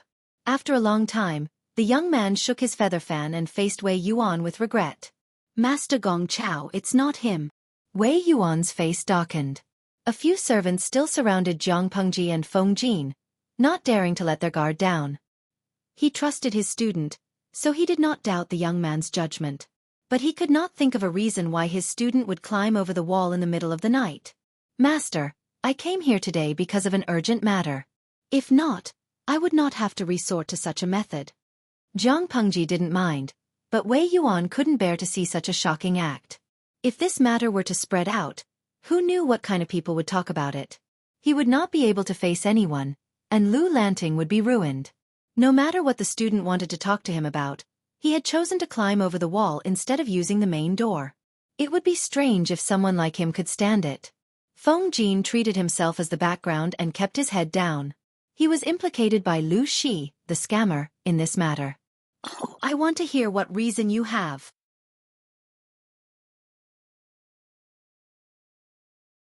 Chapter 108. If the student could give in and apologize, Wei Yuan would tolerate it for Lu Shi's sake, no matter how unhappy he was. But now, he was so angry that he laughed. He had to hear what the stubborn student had to say. What was so important that she had to climb over the wall in the middle of the night? Jiang Pengji was not afraid at all. Instead, she looked confident. The young man with the feather fan raised his hand. His eyes flashed with interest as he said to Wei Yuan, Master Gong Chao, why don't you go to the main hall and listen to what this young man has to say? It would be best if you could dismiss your attendance. I'm sure this young man will not disappoint you. Wei Yuan was shocked to hear this. However, he was also a wise old man. He quickly composed himself and put on a stern face. Come here. Jiang Pengji stopped him. There is no need to rush. Before I explain, I have a presumptuous request. I hope you will agree to it. Speak. This student would like to take the liberty to meet the womenfolk in Sir's backyard, including a group of female servants. Wei Yuan was angered by her insatiable behavior. If it were not for the young man's words, he would have started scolding her. A 12-year-old was considered half an adult in this era. Many of them had their own families. Naturally, Wei Yuan did not see Jiang Pengji as a child. He saw her as an adult man. An adult male had climbed over his wall in the middle of the night, and even said that he wanted to see the women in his house. Faced with such straightforward humiliation, it was already a sign of his self-restraint that he didn't lash out at him, kick him out, or send him to the magistrate's office. Love, go, little Xueqi net. Chu, the young man narrowed his eyes and looked at Jiang Pengji. He had an intuition. Master Gong Chao, you'd better agree. This young man did not come with evil intentions. I'm afraid it is for your own good. Wei Yuan, who had been furious, calmed down by the young man's words. This change made Jiang Pengji and Feng Jin look at him carefully. Jiang Pengji had exposed the young man's past. The young man felt a chill in his heart, but he could not tell why. Wei Yuan's face darkened. He gritted his teeth and agreed. Just listen to Wenjing once. Jiang Pengji laughed to herself. It seemed that the teacher's sick leave was fake, and the haunting in the backyard was real. According to this person's temperament, if he found out that there were strange men's clothes or traces of activity in his concubine's room, he would be so angry that his blood pressure would soar. The reason why he had taken leave until now was probably because he had not finished with this mess. He wanted to catch the adulterer, but he ran into her? Wei Yuan walked in front with big strides. Jiang Pengji followed behind him at a steady pace. She was right next to the young man. She smiled and asked tentatively, How should I address you, Lang Jun? Feng Jin's expression seemed normal, but there was a hint of displeasure in it. His bad friend had tricked him, and before he could even give him an explanation, he had already hooked up with a weird-looking outsider. How unfair! I am Qiguan Rang. Jiang Pengji frowned. Although she hated the messy names in this era, she still asked out of habit. What's your courtesy name? The young man's eyes were still gloomy, and he said mercilessly, My young friend, our relationship is shallow. We don't even have a courtesy name. In other words, he said, I don't know you that well. Don't try to get close to me. Jiang Pengji's heart skipped a beat. She lowered her voice and asked at a volume that only she, the young man, and Feng Jin could hear. Don't say that. Strictly speaking, you are my future brother-in-law. Why do you have to treat me like an outsider? Feng Jin listened attentively, and then he looked confused. Lanting has a sister? After asking, he came back to his senses. Lu Shi did have a mistress's daughter, but she seemed to be less than 9 years old. Feng Jin was dumbfounded. However, when her words fell into the young man's ears, it was no different from a sudden clap of thunder. His mind went blank for a moment. You? She interrupted him and repeated her question. What's your courtesy name? If she wanted to know, she had to know. Even if he did not want to answer, she would find a way to make him answer. The young man was speechless. After a while, the young man calmed himself down and said calmly, Didn't you hear him? Zhang Pengji raised her eyelids and rolled her eyes. It's different when you introduce yourself and when others mention it in passing. The young man took a deep breath and faintly sympathized with Feng Jin. That must be how he felt when he was tricked. My name is Qiguan Rang. My courtesy name is Wenjing. How should I address you? Lu Shi. That's it? The young man waited for a while, but he did not hear anything else. His expression became slightly twisted as he suddenly remembered Feng Jin mentioning Lanting. That must be Lu Shi's courtesy name. Although they had only met for a short while, the young man had the urge to raise his fan and slap her. She was asking for a beating. Zhang Pengji looked at Wei Yuan's silhouette in front of her with a complicated expression. Wenjing, are you curious about how I know that you are looking for a son-in-law? Qiguan Rang nodded. He was indeed curious. Wei Yuan had only mentioned it to him vaguely, and no one else knew about it. Zhang Pengji revealed it as soon as she arrived, so it was impossible for Qiguan Rang not to be curious. Could she be eavesdropping? That was impossible. Zhang Pengji was about to speak, but she suddenly turned to Feng Jin and said, Don't listen to indecent things. Cover your ears. Feng Jin was speechless. He was innocent. Although he was also curious, since Zhang Pengji had said so, the inside story was probably not suitable for people other than Qiguan Rang to listen. He obediently raised his hands to cover his ears and purposely took a few steps back to prevent himself from accidentally hearing something. His pitiful appearance instantly aroused the sympathy of a group of otakus overflowing with motherly love in the live broadcast room. Gifts flooded the screen like a stream of water. Seeing that, Zhang Pengji wanted to bully Feng Jin even more. What should she do? Wenjing's arrival at the Wei residence was not at the right time. It coincidentally happened to be a scandal that outsiders should not listen to. Zhang Pengji whispered the contents that shocked Qiguan Rang. This content is not only related to Master Wei's concubines in his harem. More seriously, it may even implicate his daughters, who are my 2 junior sisters. Thinking about it, even if the 2 ladies are fine, their reputations will be ruined in a day. Following that, Zhang Pengji calmly revealed a series of high-powered information. Wenjing, you lost your wife at a young age, and you were born in the border of the northern borderline. The people there are tough, and they don't care much about a woman's reputation. At least, they don't care about it as much as the noble sons of Dongqing's aristocratic families. With such a thing happening, no matter if it's the eldest or the second lady, I'm afraid it will be difficult for them to get married in the future. If such a thing happened to the daughters of the aristocratic families, it would not be too difficult for them to get married. Of course, they could not be picky about the conditions of their husbands. They could either marry a son of the first wife with a slightly higher status, or a son of a concubine who was hard-working and talented but had a lower status.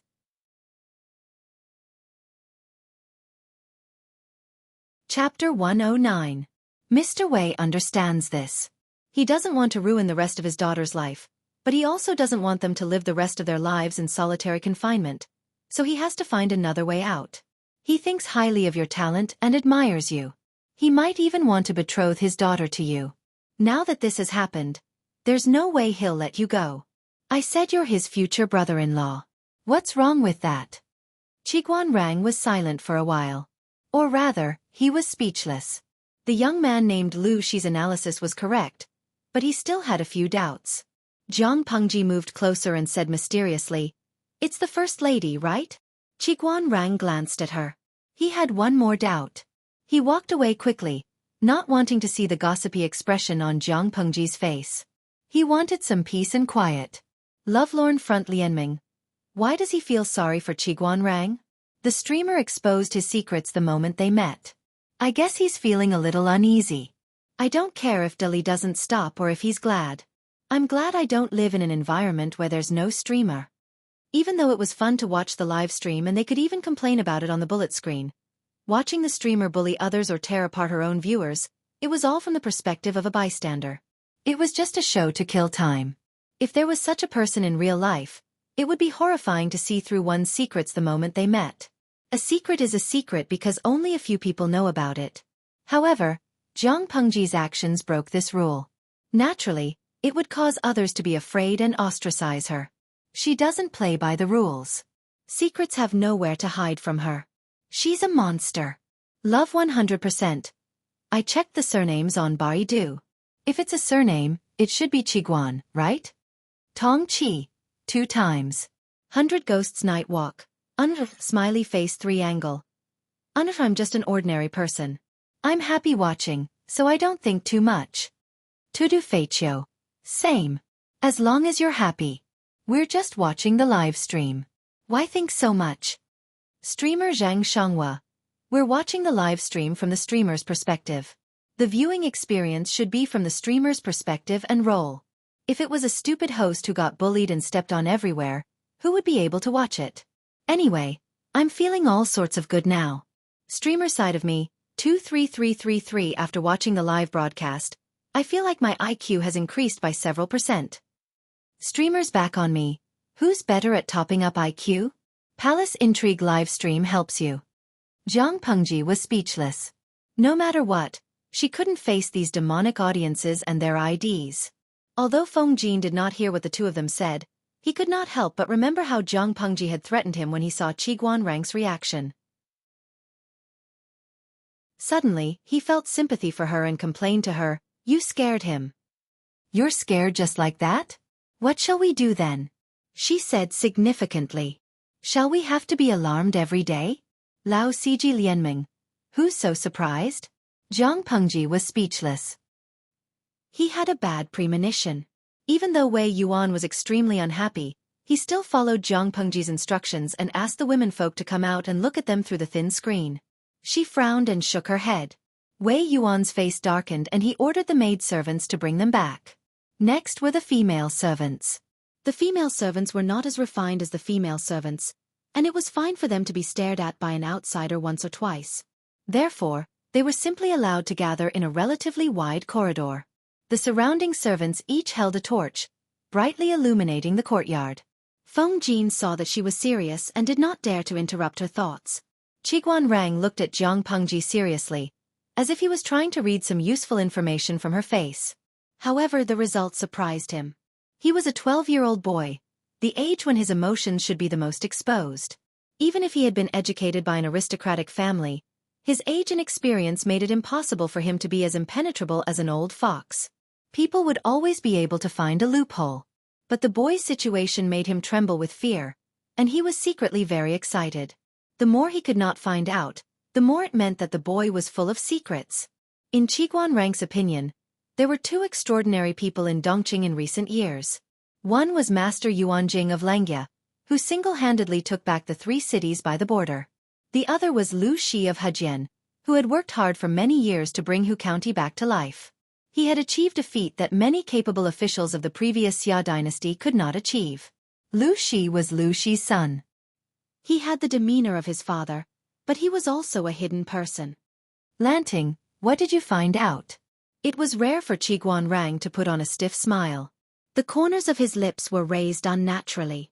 Perhaps he was used to wearing a cold expression all year round. The emotion of smiling was too foreign to him. Therefore, when he smiled, it was more of a fake smile. It was strange and treacherous. Of course I found out. Otherwise, I wouldn't be able to answer to the master today, would I? After she finished speaking, Jiang Pengji got up and walked to the corridor. She walked straight into the crowd of servants, her eyes fixed on one target. It was a woman who looked to be in her early 30s. Her skin was brown, and there were 3 wrinkles between her eyebrows. There were obvious wrinkles at the corners of her eyes. She looked a few years older than her actual age. Her shoulders were slightly bowed, and she looked extremely honest. Her fingertips that were exposed outside her sleeves were red and purple. Before she was called there, she was diligently washing clothes with well water. At first glance, She was just an ordinary servant. She had the dullness and diligence of an honest person. There was nothing special about her. If there was anything wrong with her, it would be that her appearance was average, but her facial features were kind. She gave people a feeling that she was easy to get along with. However, some people were born with a strong affinity. That could not be used as evidence that there was something wrong with her. Xueqi quickly glanced at the target Jiang Pengji was staring at. He was slightly suspicious. Why did she look for a servant? Could it be? Xueqi's eyes turned quickly. His eyes were wide open because of the answer that flashed in his mind. So that was the truth. Xueqi's eyes flashed. He opened his mouth and said, "Catch that woman." Jiang Pengji walked toward her. The servant kept her head down, as if she was the most ordinary servant.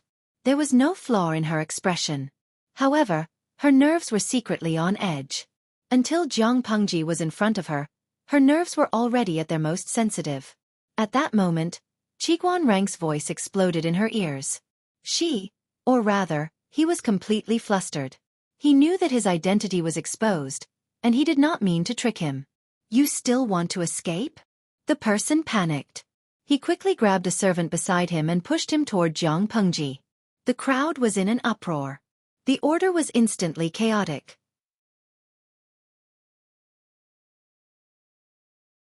Chapter 110. Everything happened in the blink of an eye. Before the crowd could recover from the shock, they were plunged into another wave of fear. "Someone's dead." No one knew who shouted, but the crowd was as quiet as chickens. They silently retreated, forming a large circle. "What are you shouting for?" "She's not dead yet," Jiang Pengji scolded. The crowd could not help but move to the sides to make a path for her. The maid who was pushed had just woken up from the scare. She was distracted just now and suddenly felt a huge force pushing her in another direction. For a moment, she was so scared that her heart almost jumped out of her throat. Then, she fell steadily into a thin but strong embrace. She raised her head shyly and stole a glance at Jiang Pengji's appearance. From this angle, she looked as delicate and pretty as a lady. She thought blankly. Then, as if she had touched a fire, she quickly left Jiang Pengji. "Thank you for saving me, Lang Jun." Her voice was as soft as a mosquito's. She did not dare to raise her voice. "It's good that you're fine. You and the rest of the servants should go and rest. It's best if you forget what happened tonight." Jiang Pengji stared coldly at the servant who was lying on the ground, her hands covering her bleeding neck. Her voice was cold as ice. The maid did not care. She timidly glanced at Mr. Wei Yuan. After getting his approval, she followed Jiang Pengji's orders. After all, they were not servants of the Lus. If they listened to Jiang Pengji's orders without hesitation, Wei Yuan would probably feel uncomfortable. This is clearly a woman. Wei Yuan only left his trusted butler behind. The rest of the servants were dismissed. Jiang Pengji saw the sandalwood fan that she had thrown and cut the servant's neck. She bent down to pick it up and wiped the blood off with a handkerchief. How could it be a woman? "If you don't believe me, why don't you take off all your clothes and check?" Wei Yuan nodded and signaled for the butler to help. Jiang Pengji looked down and stood aside. She was like a spectator in the live stream room. However, the viewers in the live stream room were not calm. They saw the butler roll up his sleeves and touch the servant's crotch. He seemed to pinch it. His face scrunched up like a chrysanthemum flower, and then a look of horror appeared on his face. The scene was too intense. Everything happened too suddenly. They were so shocked that they forgot to comment. Hongjun Laozu's chrysanthemum, */W***. Oh, my eyes are going blind. First, the host had stepped on the other party's balls and **CK. Then, an elderly man had touched a woman, who looked like a middle-aged woman. Today's live broadcast was too dirty. Streamer Zheng Chaoshangguo, I don't care about anything else. I just want to know how it feels. Although the live stream was very dirty, the old driver in the live stream room seemed to be even dirtier. Things like moral integrity were lost after a while. The system, which had not said anything for a while, was bad. The system translator, Lu editor, ***. The viewers in the live stream room are so dirty. Can I control their mouths and their hands? As a system, It's your dereliction of duty if you don't censor certain words. What does that have to do with me? Zhang Pengji pushed the blame away. The system. She sounded reasonable. It could not think of a reason to refute her. While they were bickering, the old butler stood up and walked to Wei Yuan's side. He nodded solemnly. It's really a man. Wei Yuan almost fainted from anger when he heard the answer. He did not have any impression of the servants in the backyard, but he knew that those who did laundry had the right to enter the inner and outer courtyards. In other words, the culprit who bullied his concubine, made him a cuckold, and ruined his daughter's reputation was the wailing bastard in front of him. He was still angry when he remembered that he had accidentally found a male object when he was resting in his concubine's room. What made him feel even more humiliated was that the scandal had already reached the ears of someone who should not have known. Xueqi Rang was the son-in-law that he had his eyes on. He came from a poor family and had a rough life. He was also a widower who had lost his wife. Although his eldest daughter was a bit of a loss, it was not shameful for her to be with him. He had observed Xueqi Rang for a long time and felt that he could be trusted. Since Xueqi Rang was his future son-in-law, even if it was shameful, it was still his family. For the sake of his poor daughter, he was willing to let go of his pride. What harm was there in enduring it? His student, Lu Shi, was also involved. He seemed to be in the know. Otherwise, how could he explain the kid's actions that night? Was he going to make Lu Shi his son-in-law as well? What was more depressing was that if the kid had not climbed over the wall in the middle of the night, the fake woman in front of them would have escaped and they would not have been able to find the culprit. Therefore, he couldn't blame himself, but if he didn't blame himself, he would be holding back his anger, and he would always feel embarrassed.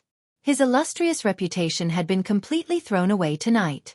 As he thought about it, Wei Yuan's usually straight back could not help but slump a little. It was as if he was in his twilight years. Even though Feng Jin did not know what had happened, based on the information that Zhang Pengji had revealed and her reaction, he could roughly guess the truth. When the housekeeper confirmed that the servant was a man, he wished he had been blind. Lu Shi, this naive and sweet, unreliable friend of his, had actually dragged him into this kind of scandal. Even though he was able to keep his mouth shut, Wei Yuan was probably already holding a grudge against him. It would have been fine if Feng Jin didn't move, but once he did, Wei Yuan noticed him. Wei Yuan was speechless. Oh, I forgot there's another one. Streamer sighed Xianghua. Even though I know I shouldn't laugh at a time like this, I can't help but want to laugh. This Master Wei Yuan is so unlucky. His wives and concubines are being bullied and he's being cuckolded. Streamer's back Xianghua. Even though I want to laugh too, I'm more concerned about my wives and concubines. Yes, they were watching the live stream for fun. To put it simply, they were watching the gossip of others for entertainment. But the person at the center of the incident might not be so happy. Needless to say, Wei Yuan seemed to be an old-fashioned ancient Confucian. His wives and concubines were touched by a man outside. Even if he was still innocent, as an ancient man, he would definitely have a knot in his heart. So, what about the unlucky women in the backyard? Based on the streamer's conversation with Xueqi Rang, Wei Yuan treated his daughters well. He was willing to plan for the rest of their lives for them. But wives and concubines were not daughters. It was a matter of a man's dignity and the color of his hat. How could he be so kind? It was one thing to watch the spectacle, but it was another thing to feel sympathy or not.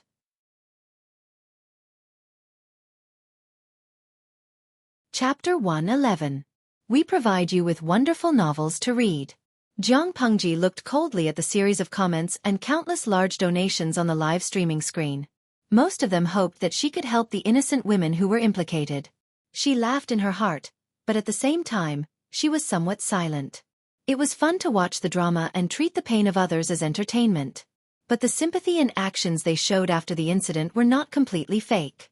More than half of them were sincere. What a contradictory group of people. Zhang Pengji did not respond to the audience. Instead, she looked at Wei Yuan with interest. She guessed that the teacher had started to think that she knew about his scandal. Even though she did know about it, according to her previous actions, the situation could still be turned around. She took a step forward and kicked the artificial dumpling away with her wooden clogs, forcing it to turn over. She asked softly, "How do you plan to deal with this criminal?" Wei Yuan's face had turned black. It was as if he was on the verge of exploding. Kill him and feed him to the dogs. Do you want to keep him alive to harm others? Wei Yuan answered subconsciously. When he regained his composure, he realized that his tone was filled with violence. It was a far cry from his usual demeanor. As for reporting it to the authorities? Haha, if he reported it to the authorities, it would be the same as announcing his family's scandal to the world.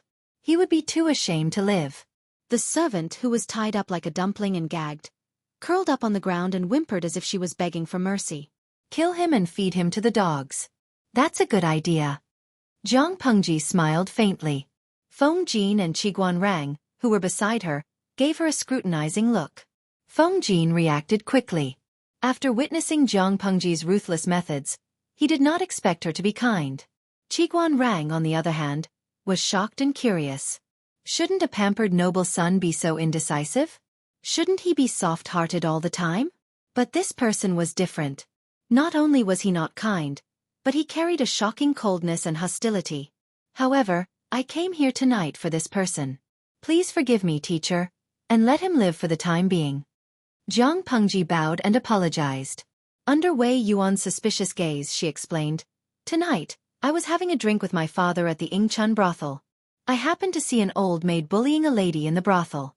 I didn't think much of it at first, but the more I looked at her, the more I felt there was something strange about her." Wei Yuan was speechless. Wait a minute, I seem to have heard something very powerful? If he hadn't heard wrongly, the kid had said that he and his father, Lu Shi, the father and son, were drinking in a brothel? Qiguan Rang also felt that his worldview had been refreshed. A father and son going to that kind of place? Father and son going to that kind of place? Zhang Pengji didn't care about their strange gazes.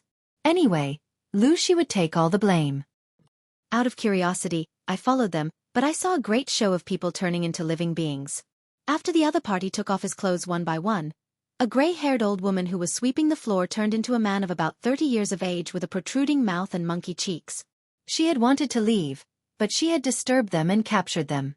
After inquiring, I found out the truth. Because of this, I had to climb over the wall in the middle of the night. If I had waited until tomorrow, I'm afraid. Zhang Pengji simplified the process. She also beautified the interrogation as questioning.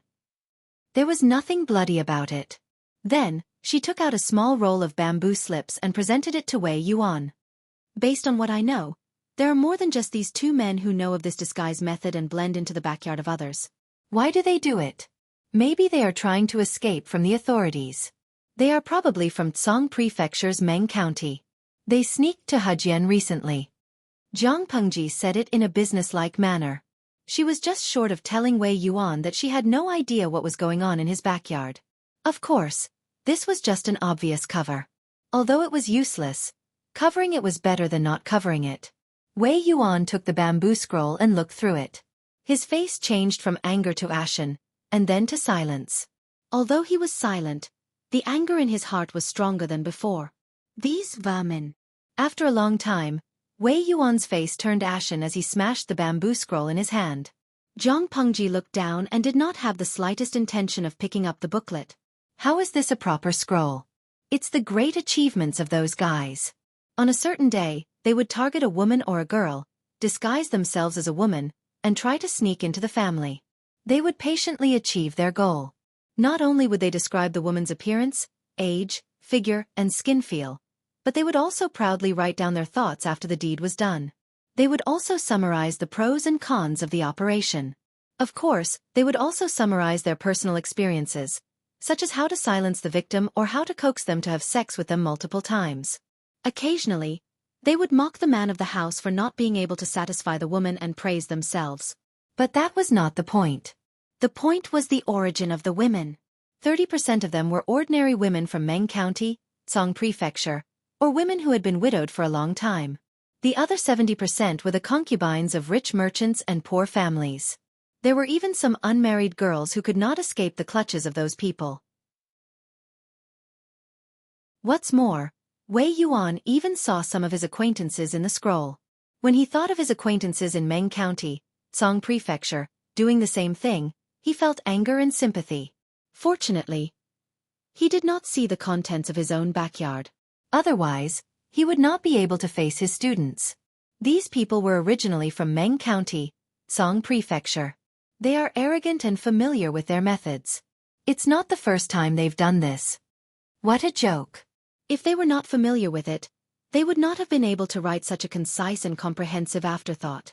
In the other room, Qiguan Rang had already picked up the scroll and skimmed through it. After Wei Yuan calmed down, he frowned. If the contents are true, then the truth must be shocking. Jiang Pengji snorted. It's not just shocking. Look at this scroll. What did you discover about the materials used to make the bamboo slips? Look at the handwriting. Although it is not the work of a master, you can see that it is a solid foundation. If it was not for hard work, how could one have such skills? Besides, these families are all famous people in Meng County, Song Prefecture. Their backyards may not be as thick as an iron bucket, but it is not a place that ordinary servants can enter. How can a lowly servant easily come into contact with an unmarried wife or a married woman? Wei Yuan did not say anything. Qiguan Rang sat up straight and waved the feather fan in his hand. His cold eyes shone brightly. Everyone knew that these vermin who had been harassing women in other people's backyards for fun had a powerful background. You're tuning in to the Xueqi's Martial Arts Saga YouTube channel. Don't forget to subscribe and join us on this journey to catch the most captivating stories.